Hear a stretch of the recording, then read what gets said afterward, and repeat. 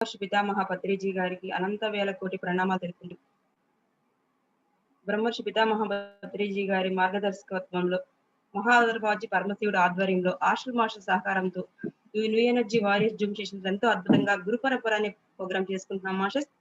ఈ గురు పరపర ప్రోగ్రామ్ లో మనము రమణ తత్వము, యోగ వాసిష్టము, సాధన గురించి ఎంతో అద్భుతంగా తెలుసుకుంటున్నాము.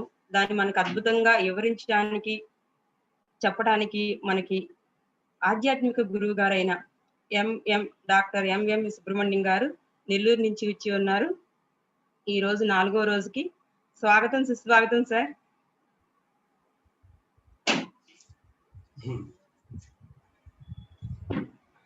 ఓకేనా సార్? ఓకే అమ్మా, నమస్కారం అమ్మా, అందరికీ నమస్కారం.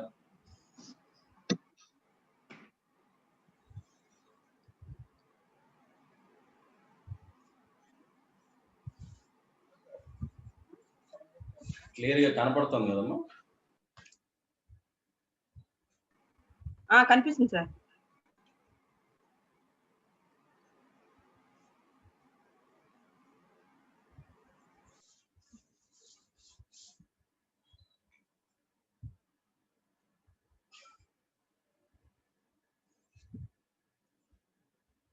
భగవాన్ని నేరుగా మొదలు పెట్టుకుందాము, ఎందుకంటే ఇంట్రడక్షన్ కార్యక్రమాలన్నీ రోజు ఉంటూనే ఉన్నాయి కదా ఎట్లా. కాబట్టి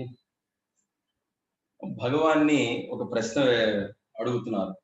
మా అందరికీ సమస్యలు ఉన్నాయి కదా స్వామి, ఈ సమస్యల నుండి అసలు ఎట్లా బయటపడాలా మేము?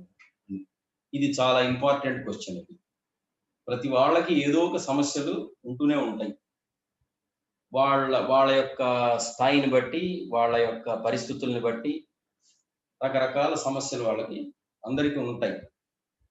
దానికి భగవాన్ చెప్తున్నారు, సమస్యలు ఊహా మాత్రాలే. సమస్యలన్నీ కూడా ఊహా మాత్రాలే. ఈయన చెప్పేవన్నీ అట్లాగే ఉంటాయి. ఏం లేదురా తీసి అక్కడ పడే అంటాడు. అదేమో మన వల్ల కాదు. అది ఎట్లా తీసేస్తాం సార్ అంటాం మనం. దాని గురించే నిరంతరం ఆలోచిస్తూ ఉంటాం.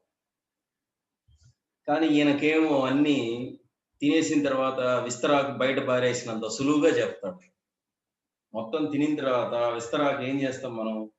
అసలు ఏ మాత్రం ఇంకా దానికి విలువ లేదు. దానికి విలువ లేనట్టుగా దాన్ని మనం అంతా మడిచి ఇసిరి కొడతాం. దాన్ని ఎక్కడో చెత్త కుప్పలో, మళ్ళీ కుక్కలు గిక్కలు అవి తీసుకురాకుండా ఉండే అంత దూరంలో పారేస్తాం. ఈయన ప్రతిదాన్ని ఆ రకంగా విసిరి పారేస్తాం. ఏమి లేదురా పోరా అంటారు. సార్ మా వాళ్ళు పోయినారు సార్ అంటే, అసలు ఎవరైనా పుడితే కదరా పోవడానికి, ఎందుకు ఏడుస్తున్నావు నువ్వు అంటాడు. ఇది ఎక్కడికి గొడవయ్యా ఈయనతో అని. ఈయనతో అన్ని అట్లాగే ఉంటాయి. అది ఒక విచిత్రం. అది అంటే దేనికి సానుభూతి చెప్పడం ఉండదు. సానుభూతిగా మాట్లాడడం, ఓదార్పుగా చేయడం, అట్లాంటి సన్నివేశాలు చాలా కొద్ది సన్నివేశాలే జరిగాయి అట్లా. అంటే ఓదార్పులో కూడా ఏం చెప్తాడంటే, నాయనా నీకు ఇంత కష్టం వచ్చిందా, కరెక్టే కదా, ఎట్లా భరిస్తున్నావు నువ్వు ఇంత కష్టాన్ని అనడు. ఇప్పుడు ఎవరైనా మా భార్య చనిపోయింది అనో, మా పిల్లవాడు చనిపోయినాడని చెప్తే, ఏం పర్వాలేదులే, వాడు పోయినా కూడా భగవంతుడి చేతిలో సురక్షితంగా ఉన్నాడు, యూ డోంట్ వరీ, పోతే పోయినాడులే, నీ దగ్గర కంటే భగవంతుడి చేతిలో క్షేమంగా ఉంటాడు అని చెప్తాడు ఆయన.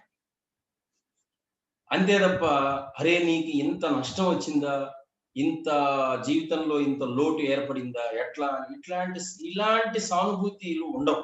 అంటే అది అజ్ఞానపూర్వకమైన సానుభూతి. అజ్ఞానపూర్వకమైన సానుభూతి, అజ్ఞానంతో కూడిన సానుభూతి. మనకేంటంటే జీవితాలలో అలాంటి సానుభూతినే మనం ఎక్స్పెక్ట్ చేస్తూ ఉంటాం. అందరి దగ్గర నుంచి అలాంటి సానుభూతి ఎక్స్పెక్ట్ చేస్తాం. ఇట్లాంటివి ఏమైనా జరిగినప్పుడు, అబ్బా పోతే పోయినాడులే, అబ్బా ఈసారి ఇంకా మళ్ళీ మంచి జన్మ, మంచి శరీరము ఏదో తీసుకుంటాడులే, ఎందుకు ఈ అవస్థలన్నీ అని అంటే మనకి ఆశ్చర్యం కలుగుతుంది. ఏంట్రా వీడు, అవునులే పోయింది మా ఇంట్లో కాదు, మా వాళ్ళు కాదు, వీడు ఇట్లాగే చెప్తాడులే వీడు అన్నాను. కానీ భగవాన్ కూడా అలాగే చెప్తారు. భగవాన్ దగ్గరికి ఒక ఆయన వచ్చి, మా భార్య లేదండి, చనిపోయింది, అంటే ఆయన భగవాన్ అంటారు, నువ్వు రోజు ఆఫీస్కి పోతావు, నువ్వు ఆఫీస్కి పోయినప్పుడల్లా నీ భార్య నీతో ఉంటుందా? ఉండదు కదా. నువ్వు ఆఫీస్లో ఉన్నప్పుడు నీ భార్య నీతో ఉండదు. ఇప్పుడు కూడా అంతే, అలాగే అనుకో అని అంటాడు. ఒళ్ళు మండదు మనకి ఆ రకంగా అంటే. కోపం వస్తుందా రాదా?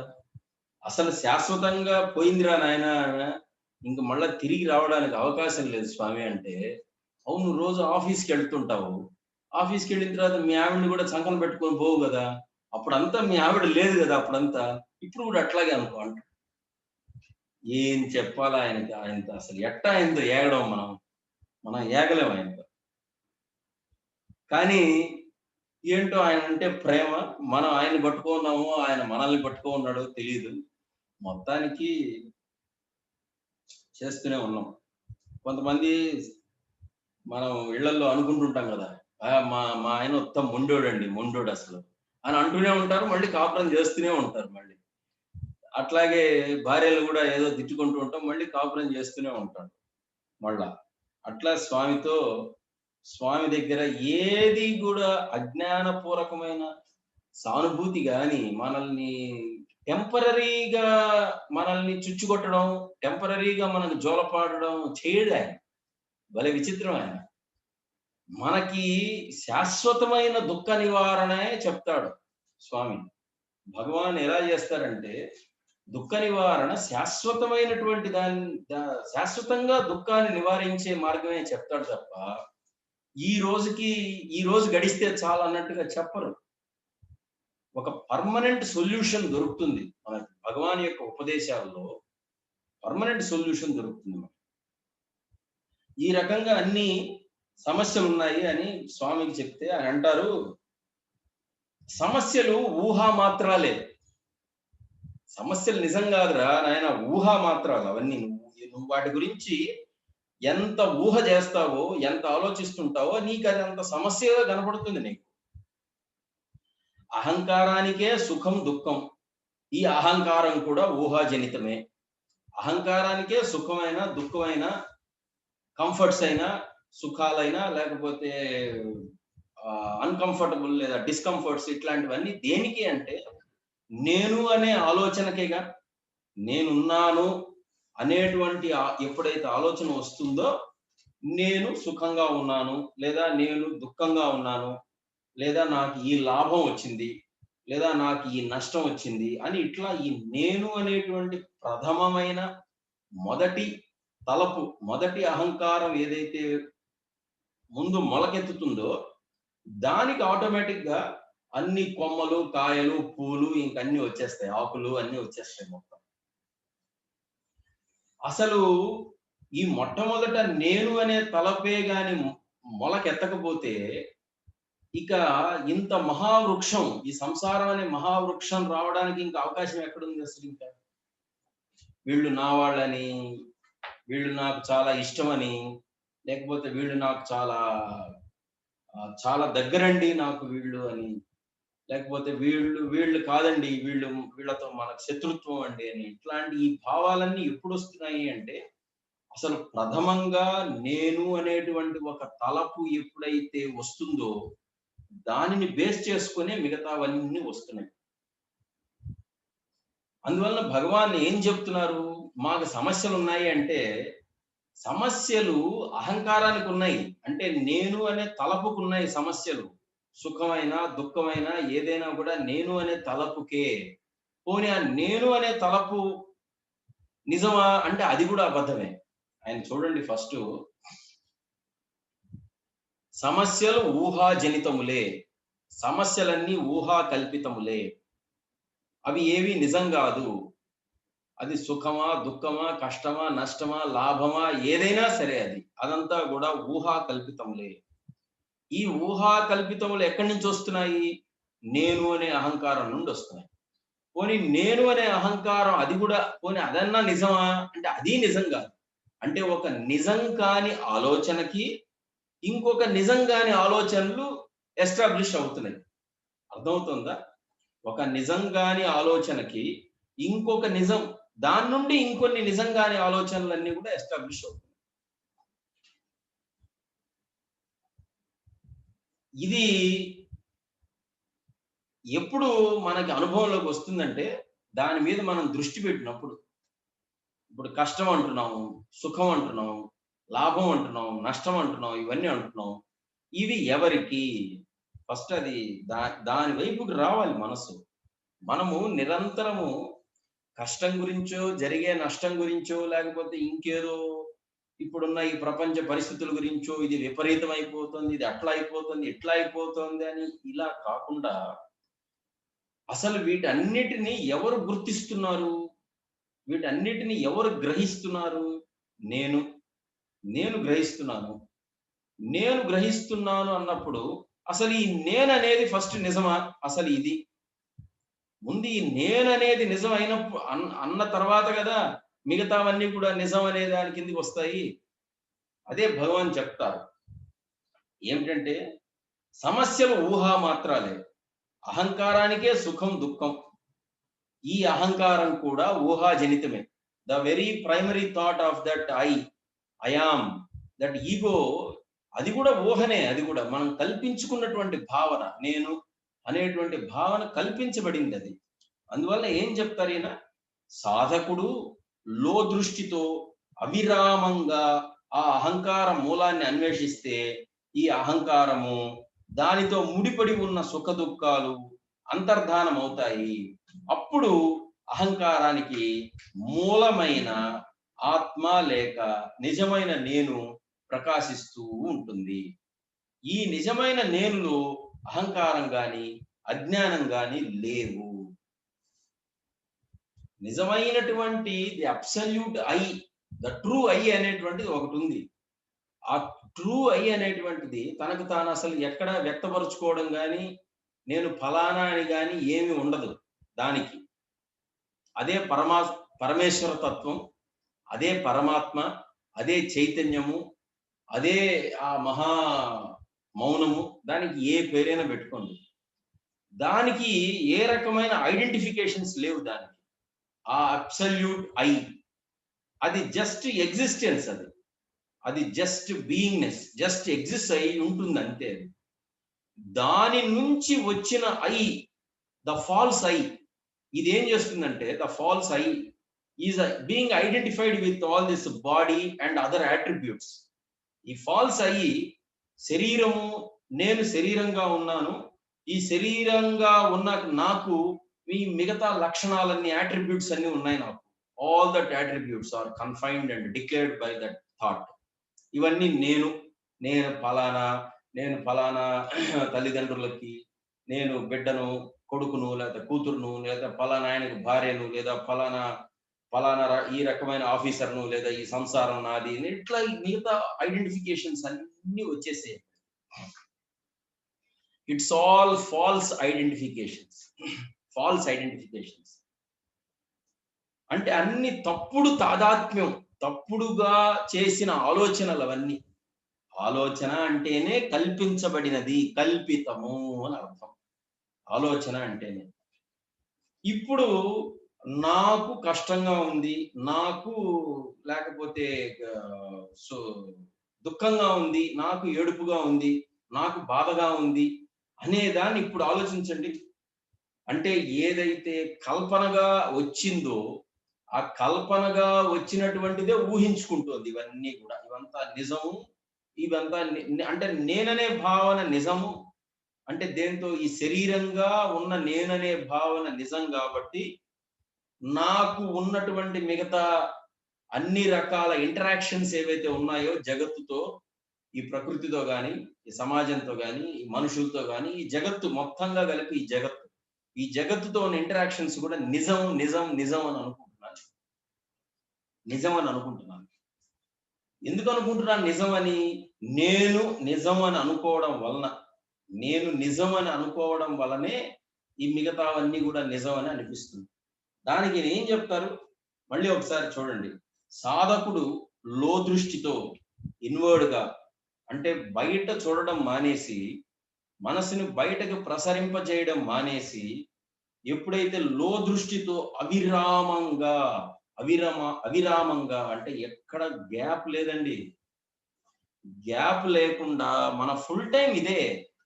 మన ఫుల్ టైం ఇదే మనకు ఉంటే తప్ప ఆ లోపల విషయం మనకి తెలియబడదు. మనకు అది ఆల్రెడీ ఉంది, బట్ అయినా తెలియబడదు లోపల విషయం. ఎప్పుడు ఇదే ఉండాల దృష్టి. ఫుల్ టైం జాబ్ ఇది. ఆత్మ విచారణ అనేది ఫుల్ టైం జాబ్. ఇది నేను రోజుకి ఏదో ఒక గంట 2 గంటలు పార్ట్ టైమ్ గా చేసుకుంటాను అంటే కాదు. కుదరదు అది. అది కుదరదు అది.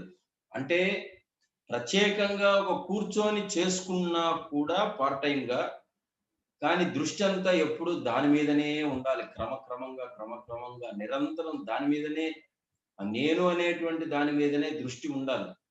నేననే దాని మీద దృష్టి ఉంటే మరి మా వ్యవహారం అంతా ఎట్లా సార్? ఇదంతా మేము చేసుకోవాలి గదా! మేము అన్నం వండాలి, మాకు బాధ్యతలున్నాయి. ఉదయం పిల్లలకి టిఫిన్ జేయాలి, బాక్సులు కట్టించాలి, వాళ్ళని కాలేజీలకి పంపించాలి.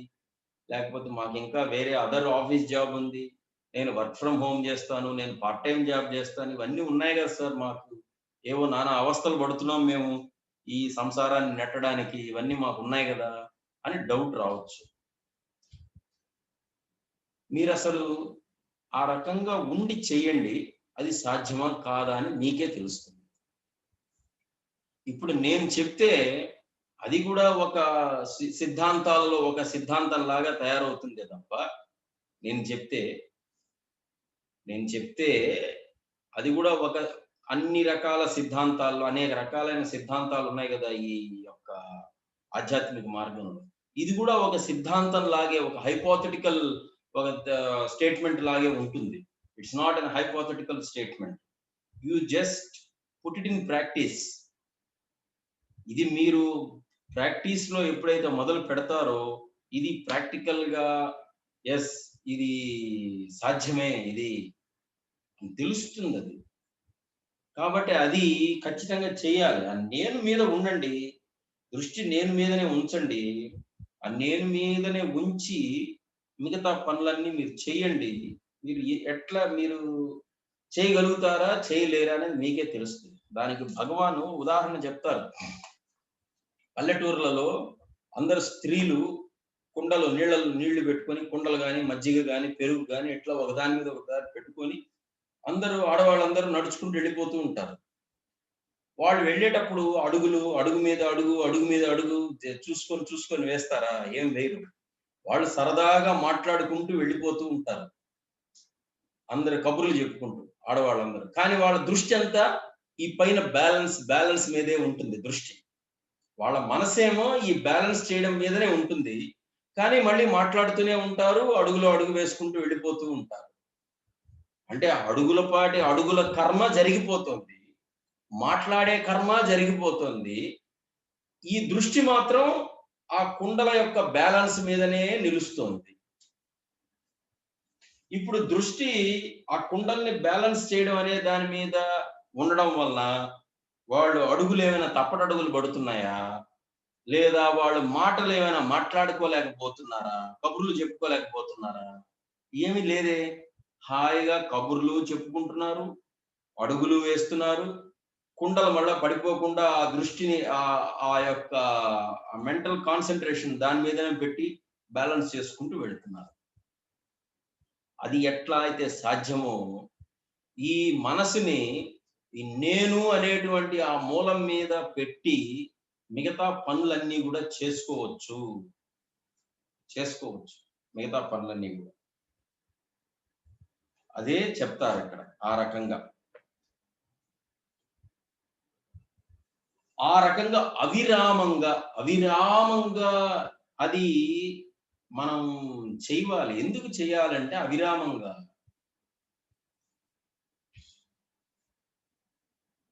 ఎన్ని సంస్కారాలు మనకు ఉన్నాయో తెలీదు. ఎన్నెన్ని ఆలోచనలు మనకి జన్మాంతరాల్లో ఉన్నాయో మనకు తెలీదు. అవన్నీ తెలియకుండా అంటే మనకు రోగం చాలా ఉంది. రోగం చాలా ఉన్నప్పుడు నేను ఏదో చాలా ఒక 1 ఎంజీ, 2 ఎంజీ టాబ్లెట్ ఇస్తాను రోగం తగ్గాలి అంటే తగ్గుతుందా అది? తగ్గదది. అది 500 ఎంజీ ఇవ్వాలి. అమాక్సిలిన్ 500 ఎంజీ ఉదయం ఒకటి, మళ్ళా సాయంత్రం ఒకటి, ఆ రకంగా 7 రోజులు ఇవ్వాలి. అంటే రోగం అంతుంది. ఇన్ఫెక్షన్ యొక్క తీవ్రతను బట్టి లోపల మనకి ఎంత ఇన్ఫెక్షన్ ఉందో దాని తీవ్రతను బట్టి మనం మందులు రోజుకి 2 సార్లా 3 సార్లా, అది 500 ఎంజీనా 1000 ఎంజీనా, ఏంది దాని పరిస్థితి అని దాన్ని క్యాలిక్యులేట్ చేసుకొని ఇవ్వాల్సి ఉంటుంది. ఏది బోడి ఈ శరీరానికి వచ్చిన రోగానికి. సంసారం అనే రోగం మనసులో ఎంత ఉంది మనకు? సంసారం అనే రోగం. ఈ సంసారం అనే రోగానికి మరి మందు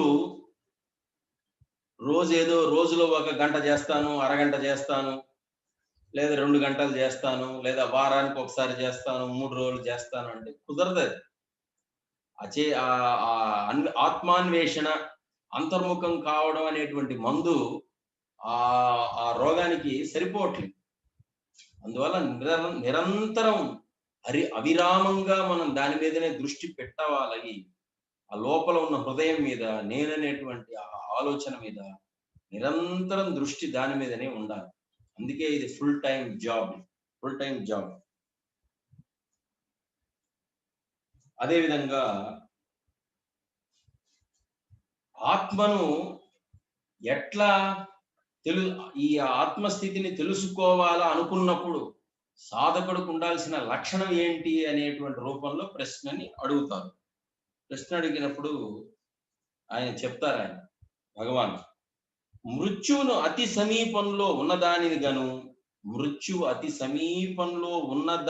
గను అది తనను ఏ క్షణంలోనైనా కబళించగలదని గుర్తించని వాడు ఆత్మను తెలుసుకొనలేడు. అంటే ఎప్పుడైతే తల్లి గర్భంలో నుంచి రూపుగట్టి బిడ్డగా బయటకు వచ్చామో ఆ క్షణం నుంచి మనతో ఎవరు స్నేహం చేస్తూ ఉంటారు? నిరంతరం మనతో ఎవరు స్నేహం చేస్తూ ఉంటారు? ఇద్దరు స్నేహం చేస్తూ ఉంటారు. ఒకటి శ్వాస, 2 శ్వాసని లాక్కెళ్ళిపోవడానికి మృత్యువు, డెత్. వీళ్ళిద్దరే మనకు స్నేహం చేస్తూ ఉంటారు. కానీ అసలు మనం ఎప్పుడైనా ఆలోచించామా? తల్లి గర్భంలో నుంచి బయటకి రావడమే అంటే ఇంక జన్మ తీసుకున్నాను అనేటువంటి కాన్సెప్ట్ ఎప్పుడైతే మొదలవుతుందో ఆటోమేటిక్ గా డిపార్చర్ అనే కాన్సెప్ట్ కూడా అక్కడ స్టార్ట్ అయిపోతుంది. అరైవల్ ఉన్నప్పుడు ఆటోమేటిక్ గా డిపార్చర్ కూడా ఉంటుంది. అరైవల్ ఉండి ఇది పర్మనెంట్ అరైవల్ అండి, ఇంకా నేను ఎక్కడికి పోనండి, ఇక్కడే ఉంటాను అని అనడానికి ఏం లేదు ఇక్కడ. అట్లా అనుకోవడానికి లేదు. అవి ఏవైనా కొన్ని సిద్ధాంతాలు ఉంటే ఉండొచ్చు తప్ప, కానీ నేను అంటే ఎవరు ఒప్పుకోరు ఆ సిద్ధాంతాలని. అందుకే చాలా మార్గాల్లో ఆ సిద్ధాంతాలన్నీ ఫెయిల్ అయిపోయినాయి. శరీరంతో సహా ముక్తిని పొందడం అనేటువంటి సిద్ధాంతాలు చాలా గొప్పవాళ్ళుగా పేరు పొందినటువంటి వాళ్ళందరూ చెప్పారు. కానీ ఎవ్వరు శరీరంతో మాయమైపోలేదు. ఉన్న ఫలంగా మేము శరీరంతో ముక్తిని పొందాం, మాయమైపోలేదు. అందరు శరీరాలు ఇక్కడే వదిలేశారు, పోయినారు. కాబట్టి ఆ సిద్ధాంతాలు కేవలం మాట్లాడుకోవడానికి బాగుంటాయే తప్ప ప్రాక్టికల్ గా, ఎందుకంటే గీతలో అయినా, యోగ వాసిష్టంలో అయినా, ఎక్కడైనా ఇంకా అనేక మంది మహానుభావులు ఎవరైనా సరే, నువ్వు ఆత్మపరంగా శాశ్వతుడివి, నువ్వు ఆత్మపరంగా అమృత స్థితిలో ఉన్నటువంటి వాడివి, అంతే తప్ప శరీర పరంగా ఎక్కడ చెప్పలేదు. నేను శరీర పరంగా శరీరంతో సహా ముక్తిని పొందుతాను లేదది. అది ఎక్కడ? ఆ శరీరంతో సహా ముక్తిని పొందుతాను అనుకున్న వాళ్ళందరూ కూడా అసలు అది ఎట్లా కుదురుతుందండి? అది ఎట్లా కుదురుతుంది? ముక్తి అంటే ఏమనుకుంటున్నారు అసలు? ముక్తి అంటే అన్నిటి నుంచి విడుదల, సమస్తం నుంచి విడుదల. అంటే అసలు నేను జన్మ పొందాను అనే ఆలోచన నుంచే విడుదల చెంది శాశ్వతుడుగా ఆత్మతత్వంగా ఉండడాన్ని ముక్తి అంటారు. శరీరంతో సహా ముక్తి అంటే శరీరం నిజమనేగా నమ్ముతున్నాం. శరీరం నిజమేనే నమ్మినప్పుడు అంటే ఆలోచన ఉన్నట్టేగా, భ్రమలో ఉన్నట్టేగా, శరీరం అనే భ్రమలో ఉన్నట్టేగా లెక్క. శరీరం అనే భ్రమలో ఇంకా ఉంటూ శరీరం నిజమని నమ్ముతూ ముక్తి పొందడం ఏంటి? ఇది నిజం అని పొంది దీంతో అటాచ్మెంట్ నాకు ఉన్నప్పుడు, ఈ శరీరం నాదండి, నేను దీంతో ముక్తి పొందుతాను నేను అని అటాచ్మెంట్ ఉన్నప్పుడు, ఇక శాశ్వతమైన ముక్తి విడుదల చెందడం అనే రెండు చాలా కాంట్రడిక్టరీ స్టేట్మెంట్స్ కదా అది. నేను శరీరంతో సహా వెళతాను, నేను ముక్తుండండి, అది ఎట్లా అది ఎట్లా కుదురుతుంది అది? ఏ లోకానికైనా శరీరంతో సహా వెళ్తానండి నేను అని అనేవాడు కూడా ఉన్నారు. అది కూడా తప్పే. లోకాలన్నీ మనోపరమైన లోకాలు, మానసికమైన లోకాలు అన్ని కూడా. అందుకే చూడండి, విశ్వామిత్రుడు ఒక రాజుగారిని స్వర్గానికి నిన్ను శరీరంతో సహా పంపిస్తానని అంటాడు, స్వర్గానికి. కానీ ఆయన ఆయన తపస్సు అంతా బలం పెట్టి వాడిని పంపించడానికి ప్రయత్నం చేస్తూ ఉంటాడు. అక్కడ ఉన్న వాళ్ళు, రే పిచ్చోడా, శరీరంతో ఎట్లా వస్తావురా అసలు ఇక్కడికి, ఇక్కడ కుదరదురా ఇక్కడ, వాడిని తోసేస్తూ ఉంటారు. వాడిని తోసేసిన తర్వాత వాడు కింద పడకుండా అది కుదిరేది కాదని తెలిసి అక్కడ ఏదో ఒక స్వర్గాన్ని క్రియేట్ చేసినట్టు ఆయన తపశక్తి అంతా ధారపోసి ఒక మధ్యలో ఒక త్రిశంకు స్వర్గం క్రియేట్ చేస్తారు. అది ఎట్లా ఉంది? అది అంతా తలక్రిందులుగా ఉంది, తలక్రిందులుగా ఏర్పడింది. అంటే ప్రకృతికి విరుద్ధంగా నువ్వు ఏది చేయాలని ప్రయత్నం చేసినా అది ఉల్టా పుల్టా అవుతుంది తప్ప ప్రకృతికి సరి సమానంగా ఉండదు. నేచర్ యాక్సెప్ట్ చేయదు. నేచర్ యాక్సెప్ట్ చేయదు.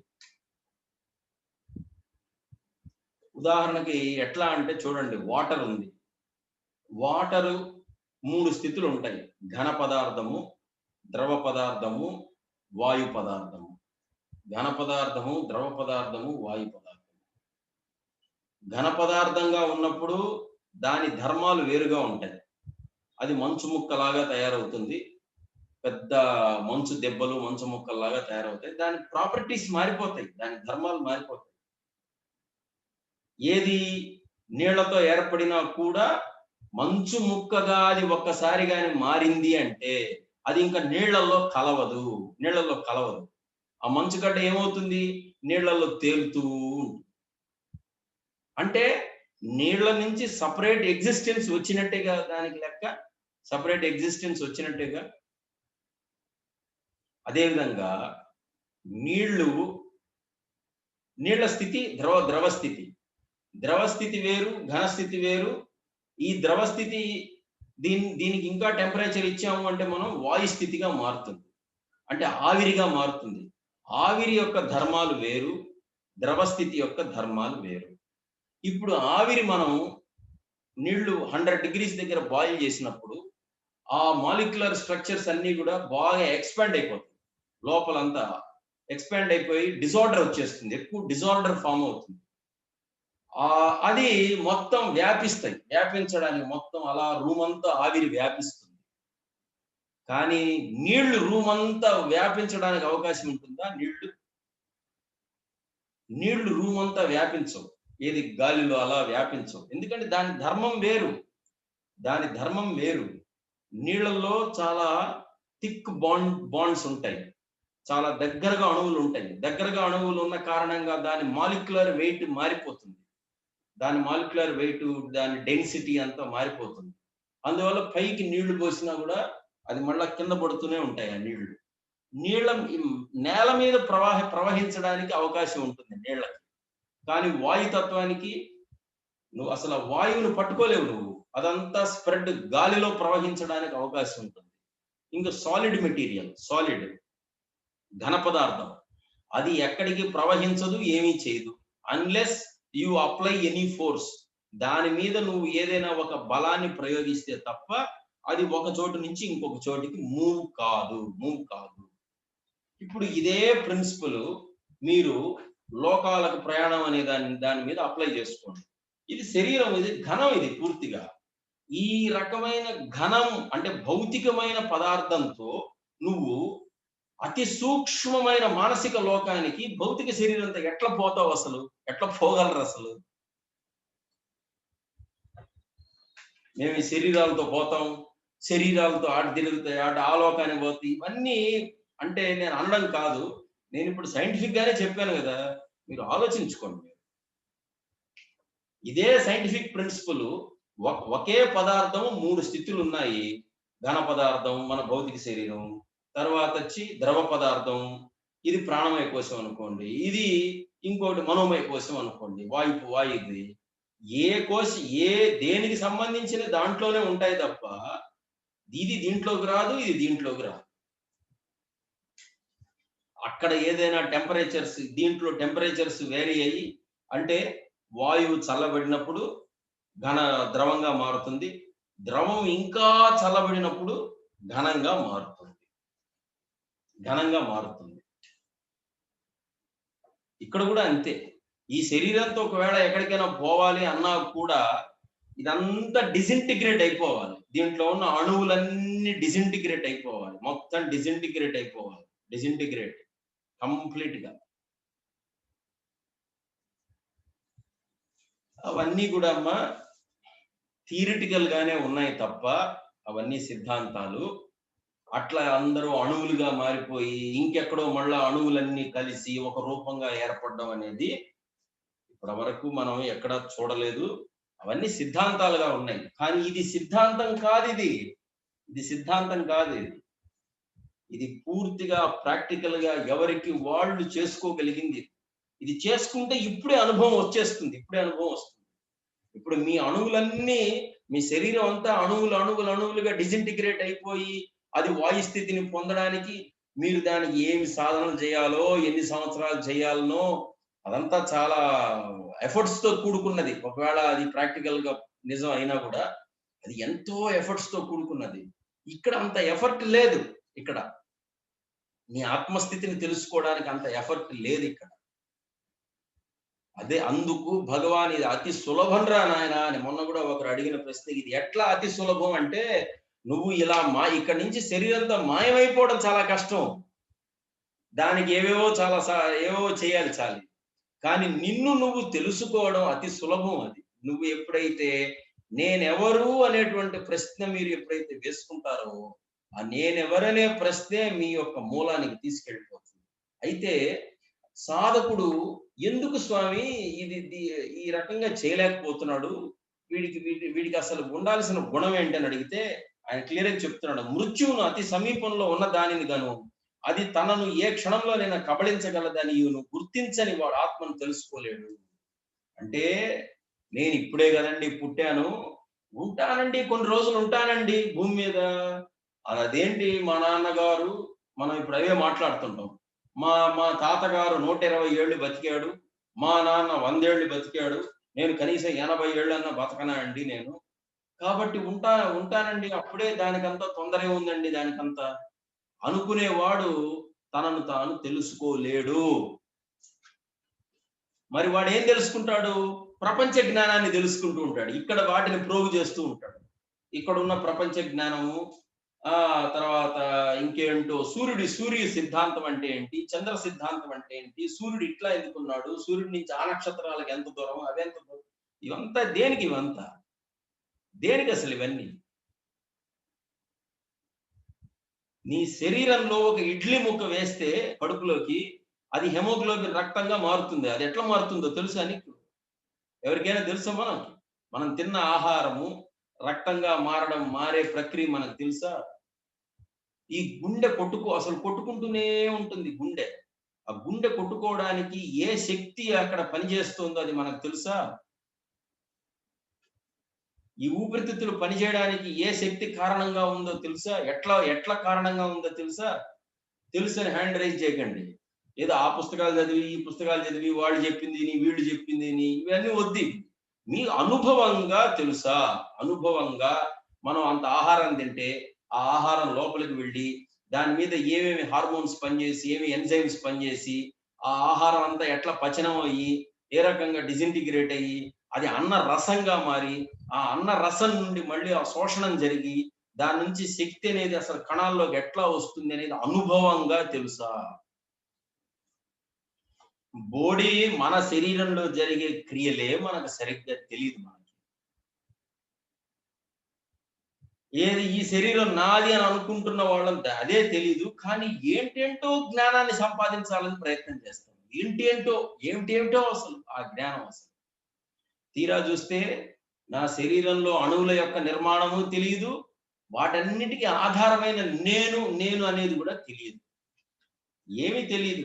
ఇంకేంటో తెలుసుకోవాలని ప్రయత్నం చేస్తుంటాం బాహ్యంగా.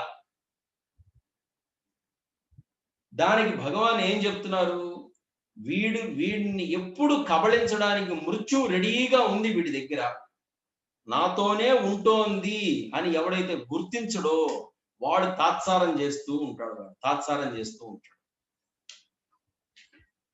ఇంకా వీడు ఎట్లా తయారైనాడంటే అండి, ఇప్పుడు నేను వింటున్నాను, అక్కడ ఇక్కడ వింటున్నాను కాబట్టి చెప్తున్నాను.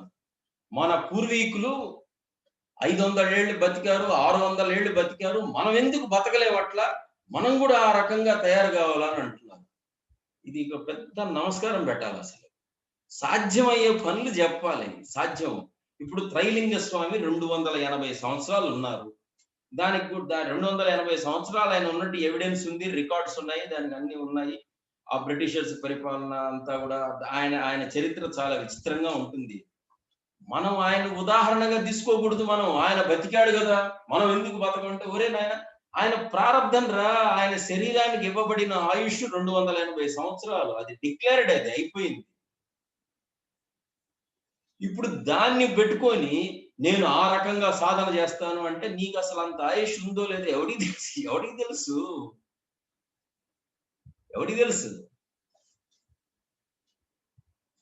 ఇవంతా లాజిక్ మీద నిలబడవు. అన్ని ఒక కరెక్ట్ గా మనం గాని ఒక నాకు కరెక్ట్ లాజిక్ చూపించు, దీనికి ఒక ఎక్స్ప్లెనేషన్ ఇవ్వంటే గట్టిగా అడిగితే ఇవేవి నిలబడవు. ఈ సిద్ధాంతాలన్నీ నిలబడవు. అందువల్ల భగవాన్ ఏం చెప్తున్నాడు? నువ్వు శరీరంతో వచ్చావు అంటే ఏదో ఒక రోజు ఖాళీ చేయాల్సిందే, వెళ్ళిపోవాల్సిందే నువ్వు. అయితే ఆ గుర్తు రావాలా. అది ఒరే నాతో నిరంతరం స్నేహం చేసేది, మనం అంటుంటాం ప్రాణ స్నేహితులండి, నాకు వీడు చాలా ప్రాణ స్నేహితులండి, మేమిద్దరం ఒకళ్ళని విడిచి ఒకళ్ళు ఉండలేమండి మేము అని అంట. తప్పది, అబద్ధం. అది అబద్ధం. మనం విడిచి ఉండలేనివి ఒకవేళ ఎవరికి వాళ్ళు అనుకుంటే 2. ఒకటి శ్వాస, ఇంకొకటి మృత్యువు. ఈ రెండింటిని విడిచి ఉండలేడు ఎవడు. వాటితో నిరంతరం స్నేహం చేసేది అవే.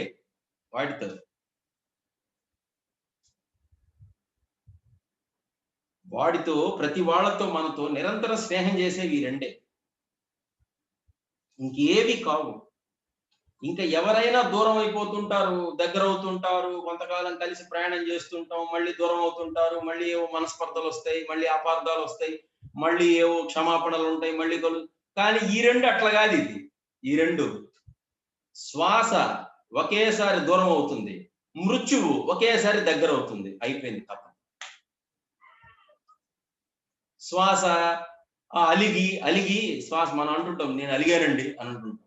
శ్వాస నేను అలిగాను నీతో, ఇంకా నేను స్నేహం చేయను నేను అని అంటుంటారు మన స్నేహితులు గాని, భార్య గాని, మొగుడు గాని, లేకపోతే ఇంకొకళ్ళు. శ్వాస అట్లా అన్నది. అది అలిగింది అంటే ఒకేసారి ఇంక వెళ్ళిపోతుంది అది బయటికి. ఇంకా అది మళ్ళీ తిరిగి రావడం అనేది ఉండదు. ఇంకా మృత్యువు ఒక్కసారిగా నువ్వంటే చాలా ప్రేమరా నాకు, నిన్ను వదిలి నేను ఉండను అంటే అయిపోయింది కథం. ఇంకొచ్చేస్తుంది, మనల్ని పట్టేస్తుంది. ఇంకా అదే మిగులుతుంది తప్ప మనం మిగలం. కాబట్టి మనల్ని విడిచిపోనివి ఏవంటే మనతో నిరంతరం ప్రయాణం చేసేవి ఈ రెండే మనతో.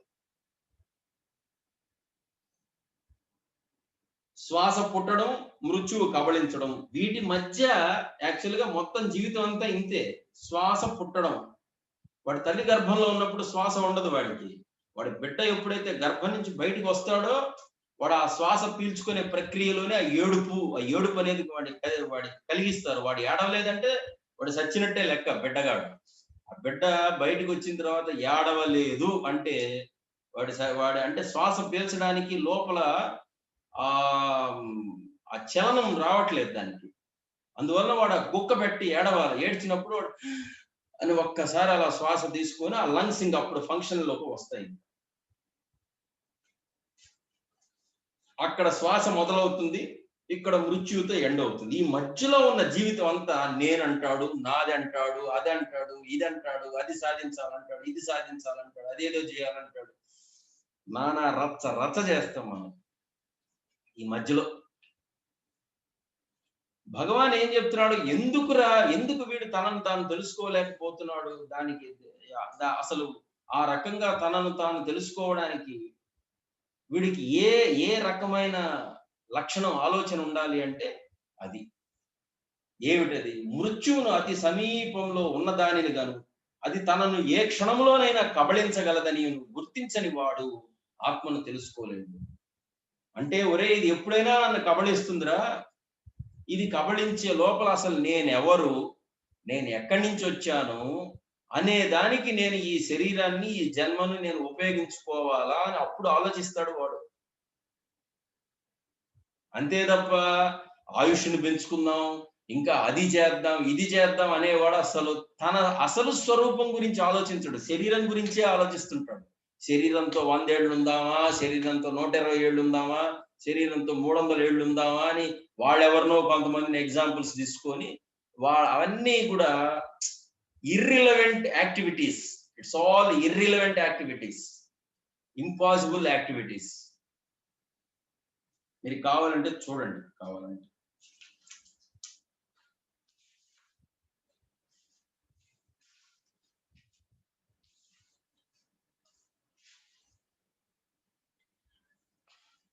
అదే విధంగా నేనెవరిని అని విచారించేందుకు ముందు కర్మ సన్యాసం చేయాలా అని అడుగుతున్నారు భగవాన్. నేనెవరు అని విచారించాలంటే స్వామి, అంటే మనకి ఎంతసేపటికి లక్షణాలు ఎట్లుంటాయంటే తప్పించుకునే లక్షణాలు. కర్మను వదిలేయడం, దాన్ని వదిలేయడం, దీన్ని వదిలేయడం. లేదంటే కొంతమందికి వదిలేయడం అనేది బాధ. ఇప్పుడు నేనెవరైనా విచారణ చేయాలంటే మా ఆవిడని నేను వదిలేయాలండి, నేను ఎంతో ఇష్టంగా ఆమెను చేసుకున్నాను, నాకు మా ఆవిడంటే చాలా ఇష్టం అండి, ఆమెను వదిలేయాలా? లేదా మా పిల్లల్ని వదిలేయాలనా? మాకు లేక పుట్టారండి, పెళ్ళైన 7 ఏళ్ళకి పుట్టారు అని ఇట్లాంటి భయాలు ఉంటాయి. లేదంటే నా ప్రొఫెషన్ వదిలేయాలనా? మా కుటుంబానికి అదే ఆధారం అండి, దాన్ని వదిలేస్తే అట్లా అని భగవాన్ చెప్తున్నారు. సన్యాసం అంటే ఏమని మీ అభిప్రాయం? కూర్చోవడం, లేవడం, తినడం అన్ని కర్మలే కదా. వీడు కర్మ సన్యాసం అన్నాడు. కర్మ సన్యాసం అనగానే ఉద్యోగానికి రాజీనామా చేయాలనా, భార్యతో కాపురం చేయకూడదా, ఇవే వీడికి డౌట్లు. అవి కాదు. కర్మలు అంటే శరీరంతో చేసే ప్రతి పని కూడా కర్మయే. శరీరంతో చేసే ప్రతి కర్మ కూడా, ప్రతి పని కర్మయే, ప్రతి కదలిక కర్మే. శరీరంతో చేసే ప్రతి కదలిక కర్మే. ఇంకా సూక్ష్మంగా చేస్తే, ఆలోచిస్తే శ్వాస కూడా కర్మే. శ్వాస కూడా కర్మే. శ్వాస చలనం కదలిక జరుగుతోందిగా, కదలిక అది కూడా కర్మే. అయితే అది నీ కంట్రోల్లో లేదది. అందువల్ల ఇది కర్మ కాదని అనుకుంటున్నాం అందరం మనం. తర్వాత ఇంకా సూక్ష్మంగా ఆలోచిస్తే మనసుతో చేసే కదలికలన్నీ కర్మలే, మానసిక కర్మలు అవన్నీ. అందువలన భగవద్గీతలో కృష్ణుడు కర్మ చేయకుండా ఒక్క క్షణము కూడా జీవుడు ఉండలేడు అని చెప్పాడు క్లియర్ గా. కర్మ చేయకుండా ఒక్క క్షణం కూడా జీవుడు ఉండలేడు అంటే దాన్ని కూడా చాలా మంది మహానుభావులు తప్పుగా దాన్ని అంతా ఇంటర్ప్రిట్ చేసి దాన్ని ఇంకో రకంగా భ్రష్టు పట్టించారు దాన్ని. కర్మలు అంటే కర్మ చేయకుండా, కృష్ణుడు కర్మ చేయకుండా ఉండలేడని చెప్పాడు కదా, కాబట్టి మనం కర్మను వదలడానికి లేదు అని ఇట్లా కర్తృత్వాన్నే చెప్పారు. కృష్ణుడు చెప్పిన దానికి కూడా కర్తృత్వమే చెప్పారు. కృష్ణుడు చెప్పింది అది కాదు. అది కర్మ చేయకుండా ఉండలేడు అంటే శ్వాస కూడా కర్మే, మానసికంగా చేసే ఆలోచనలు కూడా కర్మయే. కాబట్టి అవి చేయకుండా ఉండలేరురా ఎవరు. వాడు జీవుడు అస్తిత్వంలో ఉన్నాడు అంటే వాడికి శ్వాస ఆడుతున్నంత కాలం అది కర్మ జరుగుతున్నట్టే లెక్క. కర్మ జరుగుతున్నట్టే లెక్క. కాబట్టి ఇక్కడ అదే అంటున్నారు భగవాన్. సన్యాసం అంటే ఏమని అభిప్రాయం? కూర్చోవడం, లేవడం, తిరగడం, తినడం అన్ని కర్మలే కదా. ఇందులో అసలు దేన్ని విడుస్తారు మీరు? మీరు దేన్ని విడుస్తారు? అసలు విడిచి ఉండగలరా అసలు? అందుకే నేను కర్తను అనే అహంభావాన్ని విడవమన్నారు. కర్మ సన్యాసము అంటే కర్మ నేను చేస్తున్నాను అనే భావనను విడిచి ఉండమన్నారా బాబు. అది కర్మ సన్యాసము అంటే. అంటే ఈ కర్మకు నేనే కర్తను, నా సంసారానికి నేనే కర్తను, నా ఉద్యోగానికి నా సంపాదనకి నేనే కర్తను. నేను ఉద్యోగానికి వెళ్ళి నేను సంపాదించడం వల్లనే మా ఆవిడ 3 పూట్ల తింటోందండి, మా పిల్లలు స్కూల్కి వెళ్తున్నారండి, మా పిల్లగాడు మంచి డ్రెస్సులు వేసుకుంటాడండి, లేదంటే మా అమ్మాయి మొన్న వడ్డాణం కొనుక్కుందండి. ఇది అంతా నేను చేయబట్టే కదండి, ఏదో చేయాలి కదండి అని అంటుంటాం. భలే మన మాటలన్నీ భలే విచిత్రంగా ఉంటాయి అంత. ఏదో చేయాలి కదండి ఇంకా సంసారం అంటే. అబ్బా! అంటే నీకు విడి చేయకుండా ఉండడానికి కూడా నీకు ఉందా శక్తి నీకు? అంటే నువ్వు అనుకుంటే విడిచేయగలవా? నువ్వు అనుకుంటే సంసారాన్ని విడిచేయగలవా? నువ్వు అనుకుంటే భార్యాబిడ్డలు విడిచేయగలవా? ఎందుకు ఊరికే మాటలు ఇవన్నీ? మనం విడవలేము. దేన్ని మనం విడవలేము, దేన్ని మనం పట్టుకోలేము. ఎప్పుడు అది గుర్తుపెట్టుకోవాలి. అంటే ఏది మన చేతిలో లేదు. అది ఇప్పుడు ఉంది కాబట్టి ఈ వ్యవహారం ఇలా జరగాలి కాబట్టి దానికి సంబంధించిన ప్రేరణ నా బుద్ధికి వస్తుంది అంతే తప్ప నేను నిమిత్త మాత్రుణ్ణి అని ఉండడమే కర్మ సన్యాసం. కర్మ నేను చేస్తున్నాను అనే భావనను వదలడమే కర్మ సన్యాసం. అంటే the very sense of doership that should be erased. You must erase the very adhesive character, the very adhesive attribute of your sense of doership should be erased. మనల్ని పట్టుకొని ఎక్కువగా పీడిస్తున్నది ఏంటి అంటే ఇదంతా నేను చేస్తున్నాననే భావన వలనే. అందుకే మనకి పిల్లలు పెరిగి పెద్దయి ఒక వయసుకు వచ్చి వాళ్ళు ఏవైనా సొంత నిర్ణయాలు తీసుకున్నా, వివాహాల విషయంలో, పెళ్లిళ్ళ విషయంలో కానీ ఇంకేదో విషయాల్లో వీటిల్లో మనం ఎందుకు తట్టుకోలేకపోతున్నాం అంటే దీన్ని నేను ఇంత అల్లారు ముద్దుగా పెంచుకొని దీనికి అసలు ఏది లోటు లేకుండా ఇంత చేస్తే ఇది చివరికి ఇట్లా చేసిందా అని ఆ కర్తృత్వమే వాడికి అంత ఏడుపుని తెచ్చి పెడుతుంది. వాడికి దీనిని చిన్నప్పుడు గుండెల మీద ఆడించుకొని పెంచాను నేను, అది చివరికి నా గుండెలనే కాళ్ళతో కొట్టి పోయింది. వాడెవడో నిన్నగాక మొన్న పరిచయం అయినాడు, వాడితో పోయింది. ఎందుకు వస్తుంది తెలుసా ఇంత ఫ్రిక్షన్? ఇదంతా ఈ పిల్ల నా వల్లనే పెంచబడింది, నేనే దీన్ని అల్లారు ముద్దుగా పెంచాను, దీని రక్షణ పోషణ అంతా నేనే చూశాను, ఈ రోజు నన్నే కాదనింది. అది అహంకారం వల్ల వచ్చే ఏడుపు. అది అహంకారం వల్ల వచ్చే ఏడుపు. మనకి ఏడుపులు ఎన్ని రకాలు ఉంటాయి తెలుసా? మనకి ఏడుపులు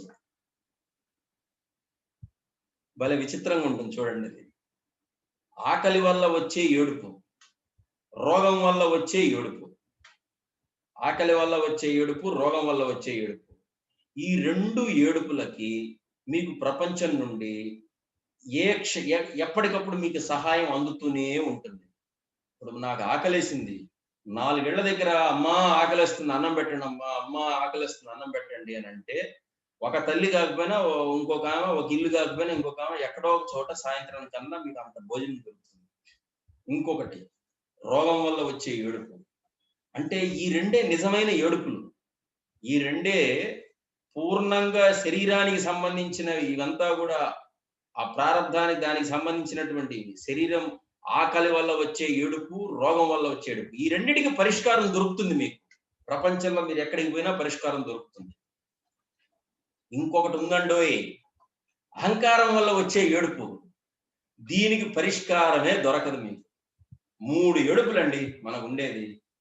అందుకే పసిబిడ్డలు ఏడుస్తూ ఉంటే అందరం చెలించిపోతాం మనం.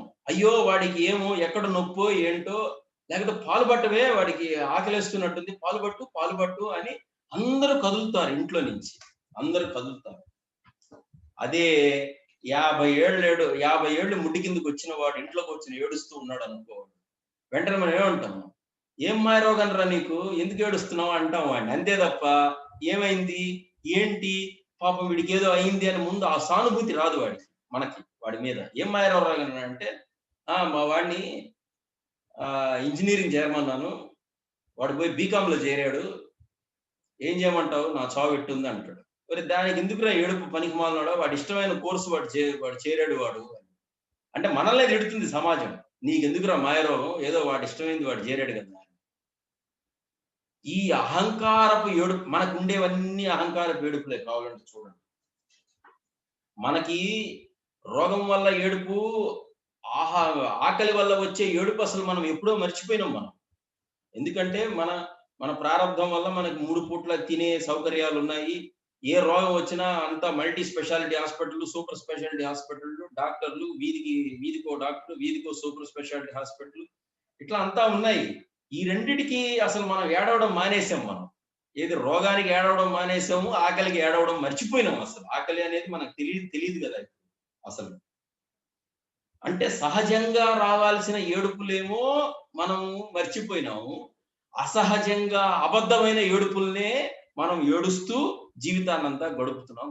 అహంకారం వల్ల వచ్చే ఏడుపులు, నన్ను పిలిచారు, పెళ్లికి పిలిచారు, ఆడపడుచు నన్ను కూడా చూడకుండా కనీసం జాకెట్ గుడ్డ కూడా పెట్టలేదు నాకు, లేకపోతే మమ్మల్ని పట్టించుకోలేదు, లేదంటే మా అందరితో పాటు, ఊరు వాళ్ళతో అందరితో పాటు మాకు భోజనాలు పెట్టారు, మేము అసలు ఇంటి వాళ్ళమని ఎక్కడ, ఇవన్నీగా ఏడుపులు. ఇవన్నీ అహంకారపు ఏడుపులు. వీటికి పరిష్కారాలు దొరకవు. అహంకారం వల్ల ఏడ్చే ఏడుపులకి వేటికి పరిష్కారం దొరకదు. అదొక విచిత్రం, అది సృష్టిలో అంతే, అదొక విచిత్రం.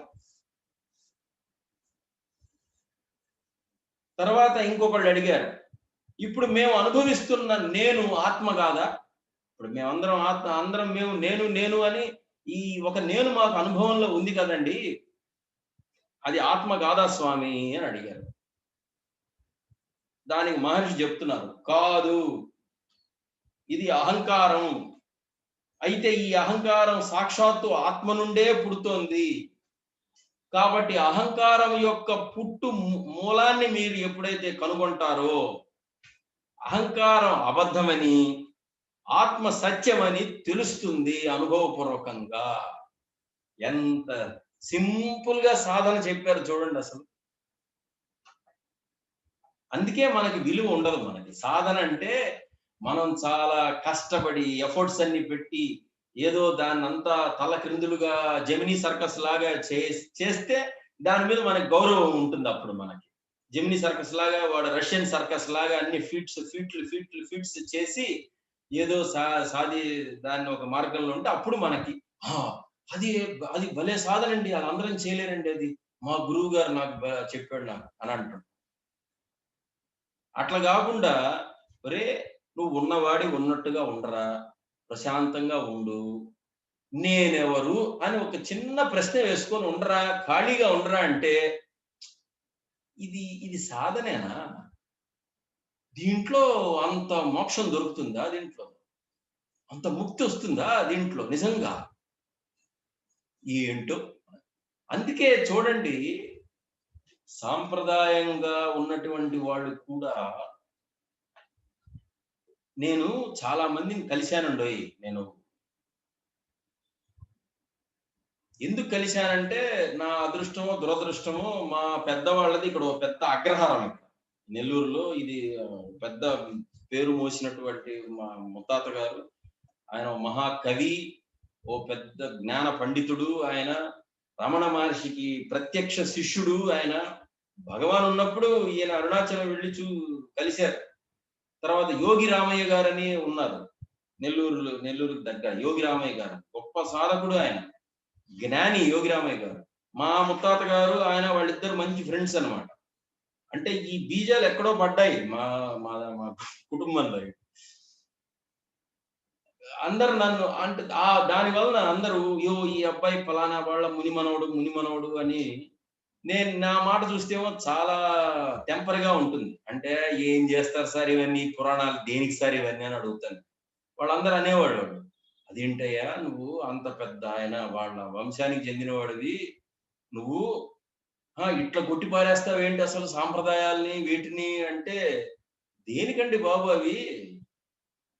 అంటే నేను అట్లా చాలా మందితో నేను ఆ రకంగా ఇంటరాక్ట్ అవ్వడం వలన నాకేం తెలిసిందంటే,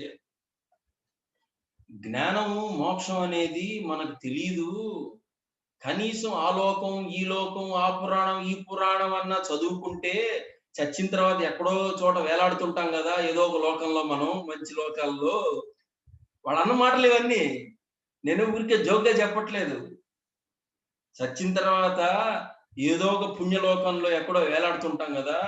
ఇప్పుడు దీనిని నేనెవరు అనే దాని మీద పెడితే మనం అసలు ఎక్కడున్నాం అనేది మనకు తెలీదు మనకి. ఇట్ట చెప్పారు వాడు. నేనప్పుడు ఒకాయనకైతే పాద నమస్కారం చేశాను నేను. అయ్యా! మీరు చాలా పెద్దవాడు మీరు. కనీసం నిజం ఒప్పుకున్నారు. చాలా సంతోషం అండి. మీ పాదాలకు మొక్కుతాను నేను అని చెప్పి మొక్కాను. అంటే అంత అన్ అంత అపనమ్మకం అన్నమాట దీని మీద. ఈ నేను అనే దాని మీద ఉంటే నిజంగానే ముక్తి పొందుతామా అనేది అంత అపనమ్మకం. అంటే ఈడు చచ్చిన తర్వాత ఏదో ఒక లోకంలో ఒక గబ్బిలము గొడ్లగోపలాగా చెట్టును పట్టుకొని ఏదో ఒక లోకంలో వేలాడడానికైనా రెడీ అవుతున్నాడు తప్ప, ఇప్పుడు భగవాన్ ఒక జ్ఞానిరా, సాక్షాత్తు అరుణాచల స్వరూపుడు ఆయన. ఆ అరుణాచలుడే భగవానుగా దిగొచ్చారు. అది మామూలు జన్మ కాదు ఆయనది. అదొక అవతారం అది. అని ఆయన చెప్పిన మాట వృధా బోదురా అని నమ్మకం కుదరటం లేదు. పెద్ద వాళ్ళకి కుదరటం లేదు. జ్ఞానం అనగానే దాని సంగతి మనకు తెలీదండి. జ్ఞానం సంగతి. ఇది కనీసం ఈ కర్మ, ఈ వ్యవహారం వీటి మీద నమ్మకం పెట్టి చేస్తూ ఉంటే కనీసం పుణ్యలోకాలన్నా వస్తాయి మనకి అని అలా సమాధాన పడిపోయినారు వాళ్ళు. ఆ రకంగా సమాధాన పడ్డారు.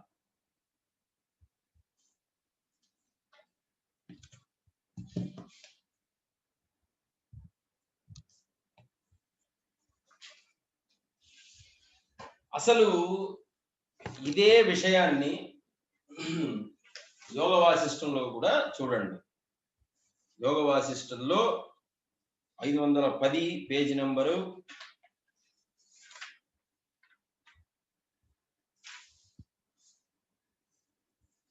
దీంట్లో ఇవన్నీ నేను ఈజీగా ఉండడానికి జెరాక్స్ తీసి పెట్టుకున్నాను.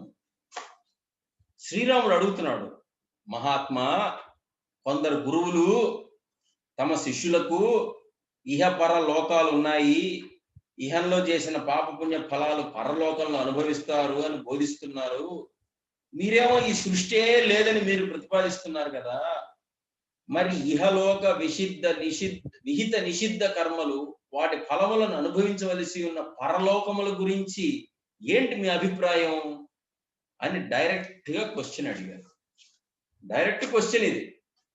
మరి చాలా మంది ఇట్లా బోధిస్తూ ఉన్నారు కదా ఈ రకంగా, మరి వీటన్నిటి సంగతి ఏంటి?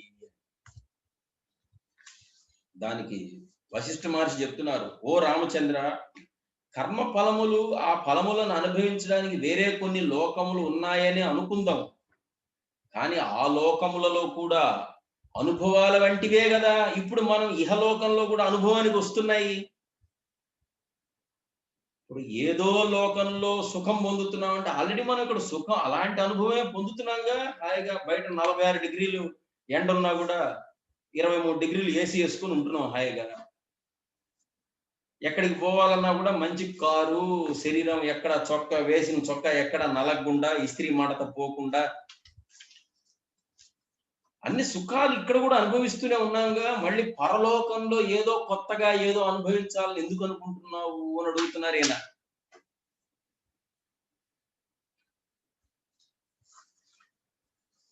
ఆ లోకంలో అనుభవాల వంటివే ఈ ఇహలోకంలో కూడా అనుభవానికి వస్తున్నాయి కదా.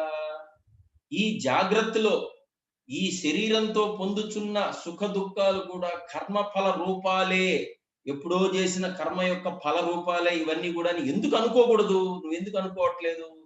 మళ్ళీ ఎక్కడికో పోయి ప్రత్యేకంగా ఏదో అనుభవించాలా అని ఎందుకు అనుకుంటున్నావు? చూసా, మూలంతో సహా ఎలా పెకిలించి పారేస్తున్నారు అసలు. జగత్తు ఉన్నది అని జీవుడు సంకల్పం కలిగి ఉన్నంత వరకు, అంటే సృష్టి ఉన్నది, జగత్తు ఉన్నది అని ఈ జీవుడు సంకల్పం కలిగి ఉన్నంత వరకు ఈ జగత్తు యొక్క అనుభవములు, ఈ లోకముల యొక్క అనుభవములు సత్యముగానే సుఖ దుఃఖాదులుగా ప్రాప్తించడం కొనసాగుతూనే ఉంటుంది. అటువంటి దానికి అంతే లేదు రామా. అంటే ఒక్కసారి గాని మనము ఈ లోకం ఉంది, ఈ లోకాలు ఉన్నాయి అని మనం ఎప్పుడైతే నమ్మడం మొదలు పెడతామో, ఇక దానికి సంబంధించిన అన్ని అనుభవాలు, ఆ వచ్చేటువంటి అనుభవాలకి ఇంకా అంతు పొంతు లేదు. అవి ఎన్నైనా వస్తూనే ఉంటాయి, ఇంకా ఎన్నైనా వస్తాయి. మన యొక్క మానసిక ఈ చిత్తం, ఈ మనస్సు, మనం ఎన్నిటి ప్రోగ్రామ్స్ అయితే మనం చేసి పెట్టుకో ఉన్నామో, మనం ఇంకా ఆ ప్రోగ్రామ్స్ అన్ని కూడా మనకి మ్యాగ్నిఫై అయ్యి, పిక్చరైజ్ అయ్యి పెద్దవిగా కనపడతాయి, పెద్దవిగా కనపడతాయి. సినిమా మనకి ఎందుకు అంత అట్రాక్టివ్ గా ఉంటుంది? నిజానికి ఒక 70 mm స్క్రీన్ మీద బొమ్మలు చూస్తే నిజానికి అంతంత బొమ్మలు ఉంటారా మన నిజ జీవితంలో? ఉదాహరణకు హీరో గారు 70 mm స్క్రీన్ మీద ఉన్నంత అంత శరీరము, అంత బొమ్మ మనకు ఉన్నాడు. ఆయన ఉండేది 5.5 అడుగు 6 అడుగులు ఉంటాడు మహా అయితే హీరో గారు. అప్పుడు అదే హీరోని మనం 70 mm స్క్రీన్ మీద చూస్తే అంతంత పెద్దవిగా కనపడుతున్నాడు. అంతంత పెద్దవిగా కనపడిన కారణంగానే మనం దాంతో బాగా మమేకం అయిపోతాం. ఇప్పుడు 70 mm కూడా కాదు, ఇప్పుడు ఐమాక్స్ అంటే కంప్లీట్ నీ యొక్క మాక్సిమం విజన్, నీ యాంగిల్, నీ యొక్క ఐ యొక్క యాంగిల్ యొక్క మాక్సిమం విజన్ ఎంత ఉందో అంత స్క్రీన్ నీకు కంప్లీట్ గా వచ్చేసినప్పుడు నువ్వు కూడా దాంట్లో పాత్ర అయిపోయినట్టుగా ఉంటావు. సినిమాలో ఎందుకు మనం ఇన్వాల్వ్ అవుతున్నాము అంటే అది నిజమే అన్నట్టుగా మనం దాన్ని అంత మ్యాగ్నిఫై చేసి చూపిస్తాం. దాని రీల్ ఉంటుంది, ఆ రీల్ కరెక్ట్ గా ఇంత ఉంటుంది, ఇటు ఒక 1 ఇంచ్, ఇటు ఒక 1/2 ఇంచ్, అంత ఫిల్మ్ ఉంటుంది. దాంట్లో చూడండి బొమ్మ అంత ఇంత ఉంటుంది బొమ్మ. ఇప్పుడు ఆ బొమ్మను వాడు ఏం చేస్తాడు? ఒక ప్రొజెక్టర్ దగ్గర దాన్ని పెట్టి, దానికి ఒక లెన్స్ పెట్టి, ఆ యొక్క ఫిల్మ్ ని, ఆ రీల్ ని ఫ్రేమ్ బై ఫ్రేమ్ ఒక సెకండ్ కి 10 ఫిల్ముల స్పీడో 8 ఫిల్ముల స్పీడో ఏదో ఒక స్పీడ్ తో దాన్ని రోల్ చేస్తూ ఉంటే మీకు ఆ యొక్క లెన్స్ నుంచి ఆ పిక్చర్ ప్రొజెక్ట్ అయ్యి అంత మ్యాగ్నిఫై అయ్యి ఆ స్క్రీన్ మీద పడుతుంది మీకు. అప్పుడు మీకు ఆ ఇన్వాల్వ్మెంట్ వస్తుంది, అప్పుడు అంత ఇన్వాల్వ్మెంట్ వచ్చేస్తుంది. అందుకని మనం సినిమా హాళ్ళకి పోయి ఎందుకు చూస్తాము అంటే ఆ ఇన్వాల్వ్మెంట్ వేరు. అదంతా కూడా ఆ ఇన్వాల్వ్మెంట్ వేరు. అది ఇంట్లో మనం టీవీలో చూస్తే ఆ మజా రాదు. ఆ డిటిఎస్ సౌండ్స్, అంత మ్యాగ్నిఫికేషన్ ఉన్నటువంటి ఆ స్క్రీన్ మీద చిత్రం అప్పుడు ఇన్వాల్వ్ అయ్యి మజా వస్తుంది మనకి. మజా అంటే ఏంటది? ఎంజాయ్మెంట్. ఆ ఇన్వాల్వ్ అయినటువంటి ఎంజాయ్మెంట్ వస్తుంది. అలాగే మనసు దాని యొక్క లోకాలని, ఊహలని అన్నిటినీ అది కల్పించుకొని అది మెదడుకు ప్రసారం చేసి, మెదడు నుంచి ఇంద్రియాల గుండా ప్రసారం చేసుకొని మ్యాగ్నిఫై చేసుకొని సృష్టిగా చూస్తోంది. అది మనసులో ఊహలు మనకి ఆ ఫిల్మ్ లో ఉన్నవిలాగే చిన్నవిగానే ఉంటాయి. హృదయంలో ఫస్ట్ ఇక్కడ మొదలవుతుంది ఆలోచన, ఇక్కడి నుంచి చటక్కంటూ మెదడుకు వచ్చేస్తుంది. మెదడు అంతా దాన్ని ఏం చేస్తుంది? అనాలిసిస్ చేసి ఇంద్రియాల గుండా పెద్దదిగా చూపిస్తుంది సృష్టిని, జగత్తుని మనకి. అందువల్ల ఇన్వాల్వ్ అయిపోతున్నాం మనం జగత్తులో. ఇదంతా నిజమే. డిటిఎస్ సౌండ్ లో వింటున్నాం రోజు జగత్తులో.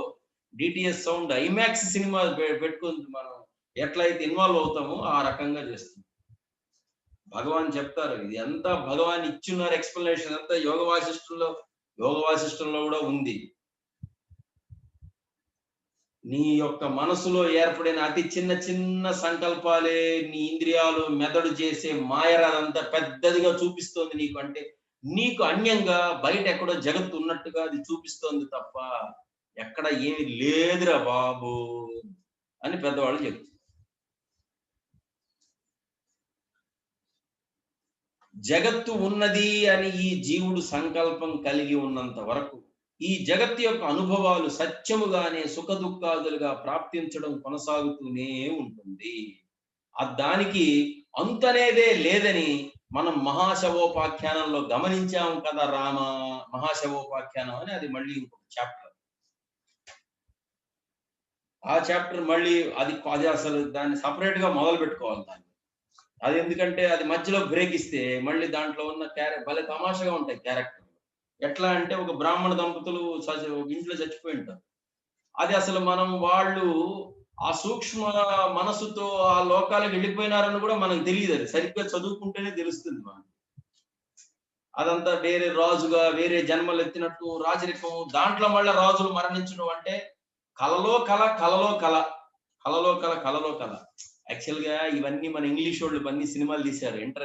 ఇన్సెప్షన్, ఇంటర్సెప్షన్, తర్వాత నా పేర్లు కొన్ని గుర్తులేదు, చాలా బాగుంటాయి ఇవన్నీ ఆ సినిమాలు. రేపు చెప్తాను ఈ మనసుకు సంబంధించినటువంటి అసలు మనసు సూక్ష్మంగా వాడు కలలోకి పోవడం, డ్రీమ్ లోకి పోవడం. ఫస్ట్ మ్యాట్రిక్స్ అనే ఒక సినిమా వచ్చింది. Matrix, Sandra Bullock and Reeve Kanes వాళ్ళ యాక్టర్స్, వాళ్ళు యాక్ట్ చేసినటువంటి. వాళ్ళకి ఏం చేస్తారంటే ఒక ప్రోగ్రామ్, అది మ్యాట్రిక్స్ అనేది ఒక ప్రోగ్రామ్. ఆ ప్రోగ్రామ్ వీడి యొక్క మైండ్ కి ఒక ఎలక్ట్రోడ్ అని ఒక దాన్ని చేసి వాడిని ఆ డ్రీమ్ వరల్డ్ లోకి పంపిస్తారు. ఆ డ్రీమ్ వరల్డ్ లోకి వాడు చెప్తాడు వెళ్ళేటప్పుడు, నువ్వు అక్కడ డ్రీమ్ వరల్డ్ లో జరిగే అనుభవాలన్నిటికీ వీడు ఇక్కడ కుర్చీలో కూర్చొని వీడు ఆ భయాన్ని పొందుతుంటాడు, ఆశ్చర్యాన్ని పొందుతుంటాడు, అన్ని పొందుతుంటాడు. కానీ వీడికి ఇన్స్ట్రక్షన్స్ ఇస్తుంటాడు, నీకు నిజంగా ఏమి జరగట్లేదు, నువ్వు ఉన్నది డ్రీమ్ వరల్డ్ లో, కాబట్టి నువ్వు చచ్చిపోతావని గాని నువ్వుకేదో అయిపోతుందని గాని నువ్వేమి భయపడాల్సిన పని లేదు అని వీడికి ఇన్స్ట్రక్షన్స్ ఇక్కడ ఇస్తూ ఉంటారు. వీడికి సేమ్ మన బతుకు కూడా అంతే.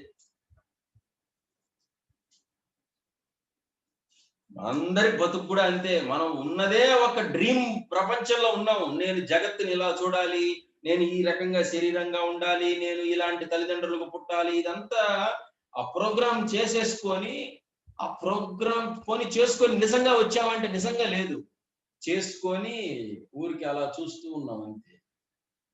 ఇప్పుడు ఎట్లా అంటే చూడండి, ఇప్పుడు మనం కళ్ళు మూసుకో ఉన్నాం. నేను కళ్ళు మూసుకొని ఇప్పుడు ఈ చేతిలో ఒక బాల్, ఈ చేతిలో ఒక బాల్, ఈ రెండు బాల్స్ ని ఇప్పుడు నేను కంట్లో అంటే ఏది ఊహ చేస్తున్నాను నేను. ఇప్పుడు ఈ బాల్ ఇలా రెండు పక్క పక్కనే ఒకదానికొకటి తగలకుండా అవి తిరుగుతున్నట్టుగా నేను ఊహ చేస్తున్నాను. అవి ఎప్పటికీ ఇంకా ఒకదానికి కూడా తగలకుండా తిరుగుతూ ఉన్నట్టుగా. అలాగే ఈ మొత్తం కాన్షియస్నెస్, సమిష్టి కాన్షియస్నెస్ ఏదైతే ఉందో అది ఈ మొత్తం జగత్తు ఉన్నట్టుగా, గ్రహాలన్నీ ఉన్నట్టుగా, ఒక గ్రహం ఇటు తిరుగుతున్నట్టుగా, ఇంకొక గ్రహం అట తిరుగుతున్నట్టుగా, ఒక సూర్యుడు చుట్టూ తిరుగుతున్నట్టుగా, నక్షత్ర మండలం అక్కడ ఉన్నట్టుగా, సప్తఋషి మండలం అక్కడ ఉన్నట్టుగా, ఇదంతా ఊహ చేసుకుంటూ ఉండి ఆ ఊహను తానే అనుభవిస్తూ ఉంది. ఇదంతా ఆ ఊహలో మనం కూడా భాగం. ఇదంతా ఆ ఊహలో మనం కూడా భాగమే. అయితే మనకు అర్థం కావటం లేదు. మనకి ఎందుకు అర్థం కావట్లేదంటే స్టిల్ వీఆర్ ఇన్ డ్రీమ్. మనం ఇంకా కలలోనే ఉన్నాం. మనం కలలో ఉండి ఇది నిజం కాదు అని తెలుసుకోలేము ఎప్పటికీ. అందువలన భగవాను ఏం చేశారంటే వేరే ఇతరమైన ప్రక్రియలు ఏమి పెట్టలేదు సాధకుడికి ఏం పెట్టాడంటే ఇప్పుడున్నది నిజమా కాదా అని జస్ట్ నువ్వు దాని మీదనే దృష్టి పెట్టి ఆలోచించు. ఇదంతా నిజమని ఎవరికి అనిపిస్తోంది లోపల? నాకు అంటే నేననేవాడిని ఉన్నాను. అసలు నేనెవరు? ఇదంతా నిజమని నాకు అనిపిస్తుంది. నాకు అనిపిస్తున్నప్పుడు అసలు నేనెవరు అని అసలు ఆ మూలాన్ని తెగ నరికే ప్రక్రియ భగవాన్ మనకి ఇచ్చున్నారు. మూలాన్ని తెగ నరికే ప్రక్రియ. ఆ రకమైన ప్రశ్నతో మనం విచారణలోకి వెళ్తే తప్ప దీని నుంచి బయటపడడం అనేది సాధ్యం కాదు. దీని నుంచి బయటపడడం అనేది సాధ్యం కాదు. అది చాలా జాగ్రత్తగా మనం ఎప్పటికప్పుడు మనం దాని మీదనే ఉండాలి. దాని మీద